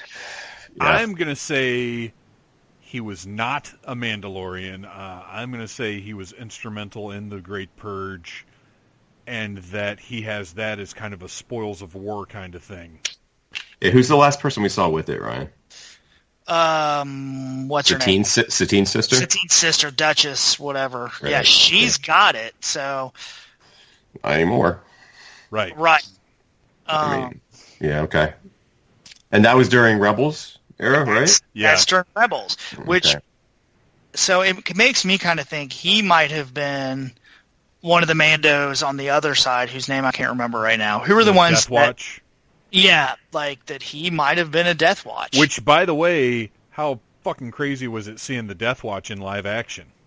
That was awesome. That blew my mind. Like, those two, as a huge fan of Mandalorians in the expanded universe, the scene from second episode, third episode, where all the Mandalorians come out. Third episode. Yeah. All the Mandalorians show up to save the day. Including a Vizsla. Crazy, yes, including a legit Vizsla. Yeah. That, to me, that gave me the feeling that I was so angry the marketing for Iron Man 3 took away from me. Where all of the armors showing up should have been so mind-blowing, and they showed it in the fucking trailer. This time, they kept it secret, and we saw it, and it was awesome. And then, I would say, equally as geek-out, big-time moment was the Death Watch. Just, boom, there they are. Like, holy shit. I can't believe... And they're all, like... It's what they look like. Like, they didn't take any liberties for live action. They didn't That's it. And the super battle droids were scary for, like, the first time ever. Yes. That's what I say. It's another example of, like, something just being horrifying that was kind of played as a joke in the movies. Well, and his dislike of droids that carries throughout the series that I really liked a lot. He's a droid racist. Looking at you, Cadaver. Yeah, right? Guarantee you that's his favorite part of the show. Really identifies with that. Yeah. We also got to see the Imperial troop transport in live action for the first time. Now, we had seen it on Rebels, and they even released a criminally undersized toy of it that's not worth your time to track down. But supposedly there is a vintage collection troop transport coming sometime this year. But it was really cool seeing that and seeing how it operated live. Yeah, that was neat. I mean, listen, you had me at Giancarlo Esposito, right? I mean, right. Yeah. And I saw in the trailer where you saw him in the outfit. I was like, "Fuck yes, that's all I want." Well, and they made you wait for it too, which I actually liked. They did because they had enough to do without throwing him in there from the beginning. And another example of things that The Mandalorian has made more scary are flame troopers. I feel like in previous movies, and even other movies, when you see a flame trooper, you just see him kind of randomly shoot a few bursts of flames, maybe burn a tree down. Like, watching him burn that bar to pieces, and he was going to burn them alive, made them a lot scarier. I don't know. If you've played Jedi Fallen Order, you kind of hate flame troopers, so... I do hate them, God. I already had a grudge against those fuckers. I've only played the intro. I haven't gotten into it yet. So where do y'all think... Where do they go with the Darksaber? Who fucking knows? I saw at least 2 or 3 articles online of what's up with Gideon's weird sword for people. Of course. Do you have about an hour for me to talk to you about it? Yeah, I was like, I'll refer to you to somewhere. I mean, I don't know. I mean, obviously, with Filoni, even though Favreau's, the credited writer on most episodes, it still feels very Filoni. Right. And the obsession with Mandalorians is very Filoni, the Beskar, and it's all very Filoni. So, I mean, he's probably got a plan. I mean, Clone Wars is coming back to tell a story about what? Mandalore, right? I mean, it's definitely, it's clearly Filoni's favorite society and favorite storyline that he's been able to tell. And he, by the way, is the primary teller of it. Yeah. So here's a question I have also. He announced, I guess, was it last week or the week before when they kind of announced the date? What it was also announced was that previous canon characters would be on it. Fan favorite characters. I am wondering if they're going to bring Sabine Wren in. I want to see that so bad, and yet I don't. I know. I just... I would love a live-action Ahsoka Tano, but I'm also terrified of it. I'm with you on that. It would be so cool if it was done right. She's Filoni's favorite. Yeah, she is. The Darksaber's there. Like, the story of the Darksaber is basically hers. Like, I don't know. Yeah. I mean, we'll see. Yeah. I go back and forth about it. I mean, I think that moment's designed to be a big what the fuck for most people and a big what the fuck for us. Right. Like, where it's two completely different kinds of what the fuck for different groups of people. Yeah, I think Ryan messaged me like within 5 seconds of finishing the episode. Yeah. And I was like, I haven't watched it yet. And you're like, I don't, what? It's like, okay, all right, I'll go watch it. It. I will say it was really awesome. So Pete, who's a friend of all of ours, is watching Rebels for the first time right now and had finished the Darksaber episodes that afternoon before it came out. Oh, wow. Nice. So, he's calling me and be like, oh my God, I know what that is. Yeah, good thing you watched it. Speaking of sort of legacy characters, I guess at this point, Legends characters, when Mark Boone Jr. showed up in episode 6 as Ran, I was so hoping that was going to be Booster Tarek. Oh, yeah. Yeah. I love that character so much, and granted, he brings a lot of baggage with him, but it would just been a nice little nod. I'd like to bring, they killed him off. I said we could bring Brian Posehn back, but he got eaten. Yeah, we're not going to see that again. Yeah, that was kind of funny. So before we go, we got to talk about the child. Yeah, we got to talk about Baby Yoda. Yeah. The Yoda baby. So what do we think? Like, what was your first thought when you saw it? My first thought was, look at him. I'm not going to lie. That's exactly what my thought was. Yeah. Mine was more of a holy shit. Yeah, that's what mine was. Like, we're going to do this. Like, we're going to, because, as we know, before this, in canon, we have, in the new canon, we have what? We have Yaddle Yoda and Yaddle. We only know of 5 other species in the old EU, And until now, the only non-Yoda in canon was Yaddle. Yeah. And Yaddle, what I found out the other day, was a puppet that they built to be a younger Yoda that just didn't work out, so they threw a wig on it and made Yaddle. Unlike the Yoda puppet that they used to make it look younger and didn't work out. Right, that was a different puppet that didn't work out. Yeah, exactly. So that's the only other one. First, I don't even know that my brain fully recognized that it was a Yoda at first. Really? Just because it was so cute, and I was just like, what is this cute little thing? And then it took me like a split second. It was just like last night watching Crisis. Spoilers, you guys. It took me a second to even realize that was Ezra Miller. Like, I was like, whoa, what is this other Flash? That's cool. And then my brain was like, hey, dum-dum, that's the movie Flash. What the fuck? Like, it was kind of a similar thing where, like, I got this jolt of, oh, that's neat, and then my brain kind of caught up and explained to me what was going on. To me, one of the biggest mysteries is, as a Star Wars history nerd, has been Yoda's origin. What is his species? Where are the rest of his people? Are there other of his people? That's been a question that's been in my mind for a long time. I've never cared at all. Yeah. Yeah. Oh, I wasn't sure if I'd ever find out or cared to. It was just a question. Sure. They specifically never named his race. Right? He is the Yoda. It's called. If you go on Wikipedia, it is Yoda's species still to this day. Yeah. The only other one that had a big effect besides Yaddle was Minch, who was the one that killed the Dark Jedi on Dagobah. I think. Oh, back in the cave back in the. That made the spot. Yeah. And there was one in, I think, the Old Republic video game. But I was psyched because I was like, and then but at the end of the series, when we find out that he's going to go try to take it back. Right. Like, to find its people. That got me. So that's actually what, not saved the season. Like I said, I was having some problems with it, but that got me really hyped at the end and made me, and then when I went back to watch it again, for the podcast, it gave me a new purpose to drive towards in a way. Like, I was like, oh, this is the story we're telling. Right. Well, it gave the whole show a new purpose because it could have very easily just been, well, he's going to keep being a bounty hunter and have this little guy with him, and that's the story.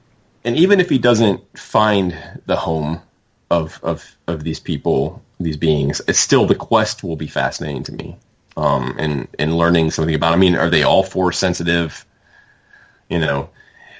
Although the math works out where he could be Yoda and Yaddle's kid, which I absolutely don't want. But I'm just saying the math probably works out. Well, and the door is open that he's a clone. I mean, the scientist that looks at him for the Imperials, they very clearly showed that he has a Camino patch on. Like, he's a cloner. Did they? Okay. Yeah. If you look on the side, he's wearing a Camino patch. So it's either it's a clone or they want to clone it. Right. And so, it's unclear which he's doing. He's looking at it real close and scanning it. So, is he checking it out to see if it's an exact duplicate, or is he going to try to make new ones? Here's a moment I didn't understand in either viewing, and maybe you guys took it in a different way or can explain it a little bit to me. So, Moff Gideon, when he's having his sort of standoff with our heroes, right, says, "You don't understand what that means to me, or the lengths I'll go to get it." Something along those lines. Yeah. And then he sends his flame trooper in to set it on fire. I don't know that was logically consistent. That's fair. No, you're not wrong. I mean, again, this part of the mystery we're going to learn, which is why Gideon couldn't die, was why do they want this thing? Obviously, it's powerful, right? But how did they know it's powerful? Here's a question I have real fast. When do I don't get the tracking fob thing? I don't either. It doesn't make a bit of fucking sense. Like, when do you tag the? Oh, I'm an international criminal. Let me stop and tag you so that in case you do something, all the bounty hunters can come find you. How do these fobs tell you where anyone is in the galaxy? It seems such a cheat. It seems so video game. Yeah. Well, and there was a lot video gamey about this. I mean, he's literally leveling up his armor. he puts together his party. Like I said before, even as a character, like it. And to me, that's not necessarily bad, though. It's building an episodic storyline. They were just very mushy on the fobs and the tracking. They just kind of have it as a thing, and you're just supposed to go with it. And okay, but they knew that they were mushy, but they had to have a way for him to find things. And like that's okay, because honestly, Star Wars kind of does a lot of that. It does. Here's this thing that's name exactly describes the convenient thing that it does. It just had so many moments of all the trackers just went off because the baby's on the move, and you're like, you didn't take the fucking tracker off the baby? What is it? What is it tracking? Right. I don't understand. But anyway, is it tracking the pod? Maybe. Is it tracking the? No, because then they get every time they get a bounty, they get this little tracker thing. You're right. And I don't. How is that happening? How does Ming Na have a tracker on her? Does she? How does he find her? Okay, I've got a question about that. So in her episode, I don't quite understand. Probably my least favorite. What happens? Well, that's Filoni's episode. I know, but I didn't love it. And I liked it more the second time, but it's still, to me, the one you could throw away. Yeah. So we have her character, who's this mercenary, who gets shot by Jake Cannavale's character, who is a Corellian. Right. But then at the end, he gets thrown out in the desert by the pit droids in Beggar's Canyon. Right. And somebody walks up with spurs and a long coat and seeming very much like Cad Bane to me. Oh, that's right. We never got paid off who the mysterious person was, did we? Well, there are a few things that were never explained that I'm okay with. Right. That didn't get explained because somebody said, "Oh, well, she's alive," and that was her, but that wasn't what she was wearing. No. And I didn't notice that she had spurs. Well, and they very purposely shoot it to be a mystery. You're not supposed to know who it is. Right. And then the other thing that's never answered that I think it could be Cad Bane. I didn't think about that. I'd be phenomenal. I would love it. And he would be something that I would be a little more okay with being translated to live action than it's going to be easier to translate an alien in a weird way because we don't necessarily have expectations of what he's supposed to look like in real life. Yeah. Whereas with the human characters, tough. Yeah. They really need to look a certain way. Yeah. Another thing, though, that was kind of left out in the open, who the fuck were the people that had Baby Yoda at the beginning? Where did they get him? I still don't understand the plot of the pilot. Where did they get him? Why did they have him? Why had they just been on this planet hanging out with him for apparently quite some time? Why does everybody know about it?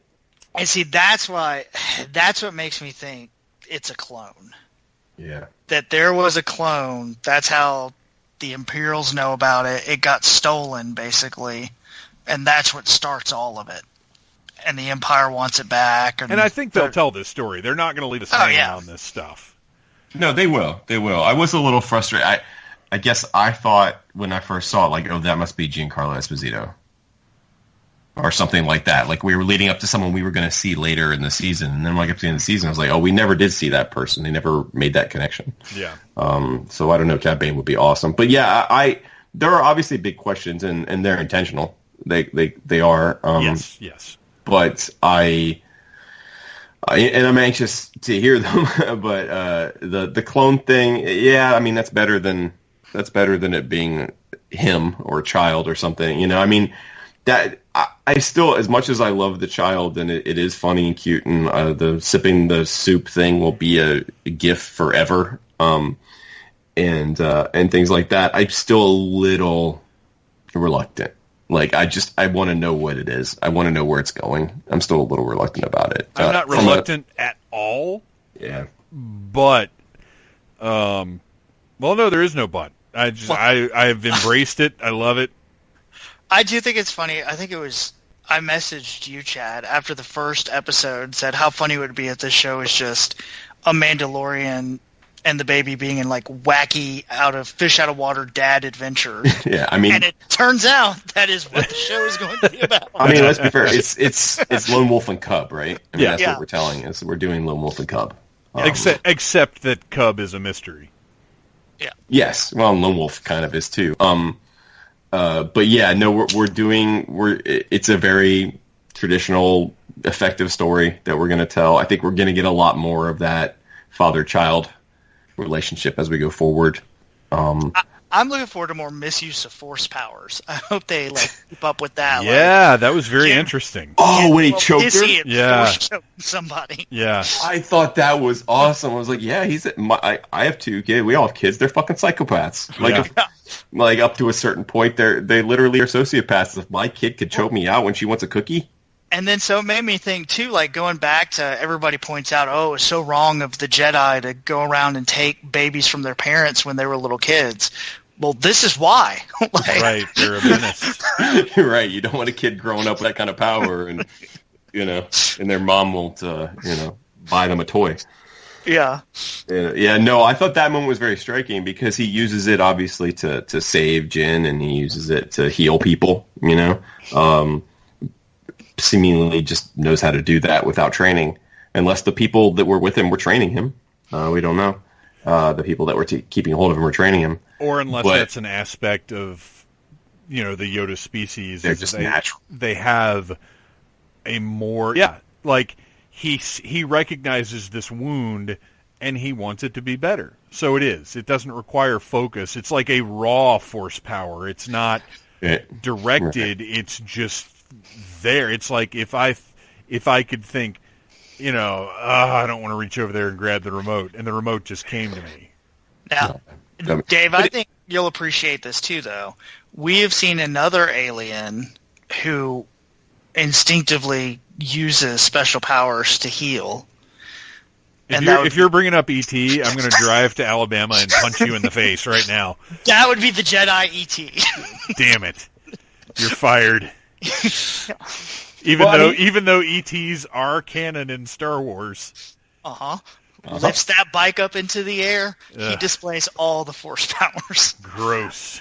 Here's the problem with that, and I think you're right, but he consciously does it. He multiple times early on tries to heal Jin when they're by the campfire. Mm-hmm. And Jin, when he's wounded, and Jin puts him back in the thing. It's a very funny scene. I don't know... He's trying to heal him there. That's what it feels like to me. Yeah. He's 100% trying to heal him, but I think it's just like I don't know that he necessarily is aware of the power he has. I think like a baby, like if a baby is or not a baby, a toddler. He's a toddler. He is toddler Yoda. That's actually the biggest problem with baby Yoda is he's not a baby. He's a toddler. He's walking. Babies don't walk. But, if a toddler sees that you're hurt, they come over. They want to make you feel better. I don't think they necessarily think they're going to fix it, but they want to. Right. Like, I think he closes his eyes. He does the thing with his hand. Like, he's trying to draw upon the Force when he's sitting there. It's kind of a bit because he does it, and then he's like, what are you doing here? And he picks up and puts him down. And then he comes back over and does it again. And he's doing his Force thing. Yeah, and he is, when he lifts the mudhorn up and saves Den... You're right. It is more conscious than I'm giving him credit for. It's very, very Yoda-y, the hand motion and everything. Yeah, you're right. He knows what he's doing. I just hope this isn't like a search for Spock version of Yoda or something. I would hope not. But at the same time, if it is, I have faith in them to make it a good story. They're like, man, why'd they kill him off in fucking 1983? We could have used him. Well, maybe that's what we don't know. Maybe when you disappear into the Force, you go into a baby body. Oh, we're going to meet baby Obi-Wan and we get baby Luke back. That's going to be Filoni's new animated show, Star Wars Babies. I'm here for it. Let's make it happen. Oh, God. As long as Skeeter's on it, I'm good. Where is Skeeter? Where is Skeeter? I just want to know. They never talk about her. Good question. What happened to her? They never talk about her. Yeah, that's dark. Something happened, man. Something happened. Pennywise got something happened. I don't know. Yikes. Just saying, where's Skeeter? Scooter never mentions her. All right, so how do we close this thing out? Did we overlook anything? Were there any points that you guys wanted to bring up before we wrap this thing up? I think we've jumped around a fair amount. I think we've hit on all the that's big things. We got to mention Clancy Brown as a Deveronian. Absolutely awesome. And we learned that Deveronians are fireproof. But not necessarily door-proof. I think we've talked about this on the podcast before, but I mean, I think it is a testament to how much they believed in it and how much trust they gave Favreau in them, of how much they allowed them to keep secret. Like keeping Baby Yoda secret, keeping all the merch secret and out of the hands. Like, that's impressive for Disney. Disney, Lucasfilm has been pretty secretive about a lot of Star Wars merchandise. I think a lot more so than they need to be. But with this specifically, it was reported that they had say on when Favreau and Filoni had say on when things were revealed, which is why the Baby Yoda stuff's not coming out for another month or so. That they didn't want the public to see it. And that's why, oddly enough, that heavy Mandalorian gunner wasn't revealed until he showed up on the show. That was awesome. That night. And I will say for the listeners, I don't know what day this is going up, but today is Wednesday the 15th? Cases of carbonized Mandalorians have started showing up in Targets this morning. So, hit your local Target. Yeah, you can find the Black Series carbonized Mandalorian. And I want to give a shout-out to a friend of the show, Steve, who has turned out to be the Mandalorian Whisperer, because he found me a Din. What the heck is his name? It's not a great name, I'll be honest. Din Djarin? Din Djarin. Din Djarin, yeah. He found one for me, and today found me a carbonized Mandalorian. So yeah, they sent him out this morning. I still don't have them. Awesome. There is something about the name Din. I'm hearing people yelling it in passion or horror. It sounds kind of dumb. But it's Star Wars. It's not only is it Star Warsy, it's also Marvel Comicsy because it's got that alliterative quality. That's true. It does. It does have that. All I'll say for me to sign off is that I didn't like the show as much as you guys did. I enjoyed it quite a bit. I've come around to it more on the second viewing.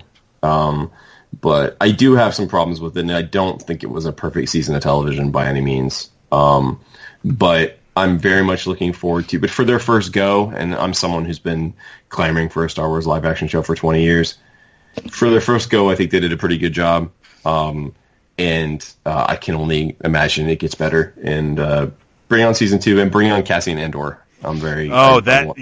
yes. Yeah. I want to see that show because, I know at the very least I'll care about him from the beginning, and he won't be behind a helmet the whole time. I don't mean to harp on that. It feels like such an artificially created thing for the show that I don't know. It set me off. But I did enjoy it. I'm a little colder on it than some people, but I'm still really digging it. So. I'm not going to call it a perfect season of television, but I am going to call it a much more successful and interesting first season than I'm not going to say expected.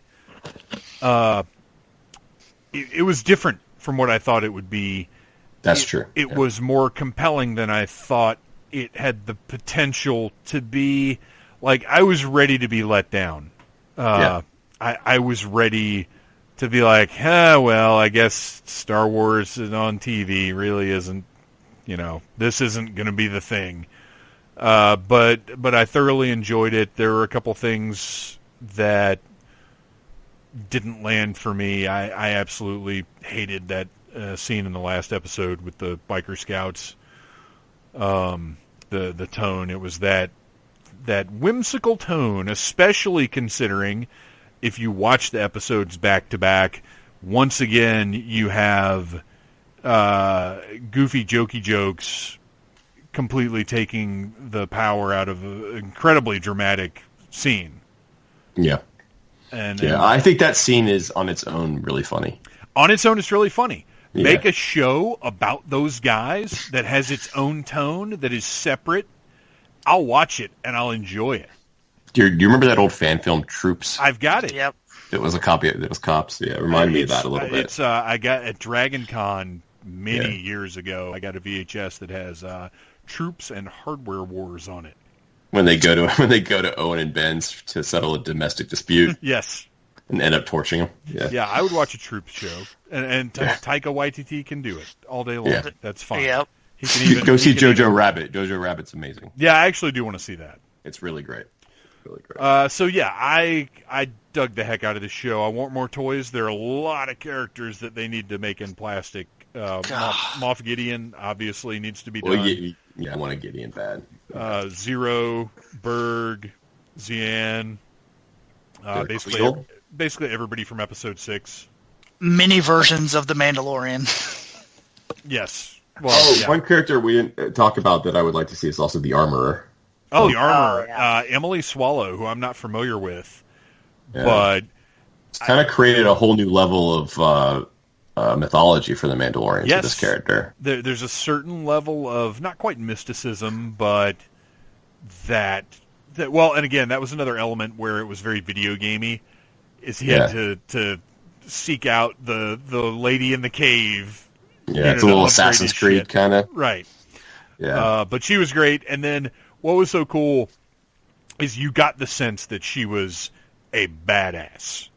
Like, she's kind of in charge. She's the chieftain or whatever the case may be. Like, she very clearly is an authority figure for these people. And then we get to see it in the last episode where she just takes out that whole squad with her tongs and her mallet or whatever. I do want to know, the one thing that's burning a hole in my head is I want to know how this happened to the Mandalorians. Right. I want to know this purge. I want to know what happened. I want to know when. Do we know when the purge happened? Do we know anything about this yet? We don't, do we? Not really, I don't think. It's got to take place during the Empire. Yeah, sometime around Empire Strikes Back, it seems. After Rebels and before this, right? Right. So I'm really, because here's the thing that is weird to me. Real quick, let me just say this. Yeah. Here's this, because I feel like right. At some point we will see the purge, whether it be on Clone Wars, whatever. Here's all I want, is for a Mandalorian at some point to say, if only Boba was here. But Ryan, correct me if I'm wrong, spoilers for people, doesn't Rebels end with her on Mandalore? Yeah. And everything seems cool. It's fine, because, that's the end of it, is they wrestle control away from the Imperial back twins. She gives the Darksaber to, what's her name? And she's the new Mandalore. And then they leave. And then Sabine stays through the war. Right. That's what says. I mean, the line, I think, is it was a period of peace. I thought about that the other day. There's something. A brief period of peace. Are these guys like the Japanese soldiers who didn't come out of the woods for 3 years type of thing? Where these Mandalorians think that they were destroyed, that their whole society was destroyed, and they're just out there and no one's told them that they could go home? Or maybe these are like the hardcore religious, it's like a religious sect of the Mandalorians, which could explain the helmets too. They're like traditionalists versus fundamentalist Mandalorians. Right. The show's going to take a real right-wing turn. I'm going to be real interested in when they officially established a timeline for this, like a time period for the show. I mean, we know it's after Jedi, but when? I think they said 5 years after Jedi. Okay, so there's enough time in there, I guess, for that purge to happen, right? Between Jedi and now. There's enough time. How long does something like that have to take, really? Yeah. So there's time before Mandalore to blow up again. Mandalore is apparently the Korean peninsula of Star Wars. It is literally 5 years after the fall of the Galactic Empire. Okay. Yeah. Okay, so there's time in there, I guess. Yeah. There's time in there. And that would, to Ryan's point, that would be, a good impetus to bring Sabine in, right? If something shitty has happened to Mandalore in the last 5 years, she probably knows about it and was involved. So, I'm curious to hear about that and learn more about that. All right, guys. Well, I think we've covered everything that we can reasonably cover in under 2 hours. Yeah. So before we go, Chad, where can we find you online? What are you up to? Right now I'm unpacking boxes in my new house. I'm not doing anything. ChadJShonk.com for updates. And I will hopefully have next month a new podcast coming out with Ryan here, and also hopefully another one that I'm working on. So stay tuned for that. And head of research Ryan Schweck, I'm still waiting for the review of the Black Series Wave 2. I know. It ended on a cliffhanger. I don't even know what Wave 2 was anymore. No, I have no idea. Yeah. Let's see. What am I doing these days? I am going to as many Walgreens as possible to find the Stepford Cuckoos. Oh my gosh. Find what? The Stepford Cuckoos from Marvel Comics, but dude, okay. I'm looking for Emma. I'm looking for the Cuckoos. I'm looking for Danny, who's now on Big Bad Toy Store for $30, which is really annoying. I think I know where an Emma is. I'll look tomorrow. Yeah, if you see one, grab it, because I probably won't have found one by the time DragonCon comes around.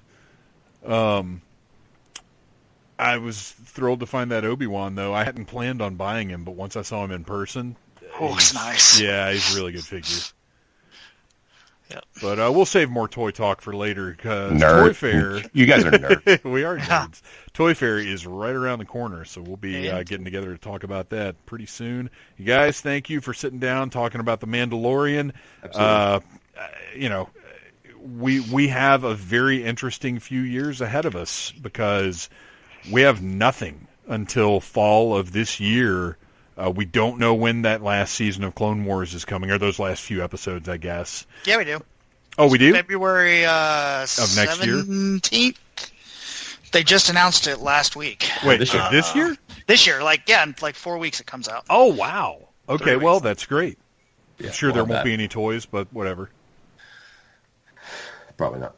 I know. But I am looking forward to that, and Resistance will be ending its run pretty soon here. I've heard it's gotten good. It has. I like it quite a bit. It quite a bit. I'll check it out. Just like every Filoni show, and in my opinion, kind of like The Mandalorian, it starts off a little awkward, and then you kind of build into it. Filoni, at least he didn't do that with the show. Filoni has he gets a annoying young character. Yeah. You hate him, and he makes you like him, and that's what he's done yet again. So. Yeah. Clone Wars is February 17th. Okay, cool. Well, maybe after that's done, we'll get back together and talk about that one. Absolutely. Awesome. Thanks a lot, you guys. Sure. All right. Bye. Everybody remember to go check out Needless Things on Podbean, Needless Things Podcast, on Stitcher and Spotify and iTunes and wherever you get your podcasts, and go rate it and share it and do all of the things that you know you should do if you like a podcast. And I feel like you like this podcast. I think you like this podcast. We're 2 hours and 7 minutes in, and I think at this point you have to admit to yourself that you like it, and you should probably go comment, write a review. I never remember to say write a review. I don't even know if we have any reviews. If I get them on iTunes or wherever, they don't let me know. They don't tell me these things. I have no idea. I put this baby together. I make this baby, and I just throw it out to the world. It's like the movie Mother at the end, when the raving lunatics just take poor old J-Law? Yeah, Jennifer Lawrence. Take her baby away from her. And you think they're going to just tear it to pieces. But you don't know. You hope maybe they took it somewhere and they loved it and they take care of it and they show it to other people and they say, hey, look at this baby. It's great. I really like it. What a weird place this has gone. But that's what happens when you've been up for 21 hours, I think, at this point. And I got to be back up in 5 hours. I should probably get some sleep. I'm going to get some sleep. You guys, Needless Things Podcast on Instagram, Phantom Troublemaker on Instagram. Spread the word, listen around, and keep an eye out for those Baby Yoda products. They're going to be hitting in a week, a month. I don't know. I love you guys. Thank you for listening to the Needless Things podcast. You're the best. You can find the show on iTunes, Stitcher, Downcast, or in the ears of a Trader Vic's employee. Love you. Mean it. Uh-huh.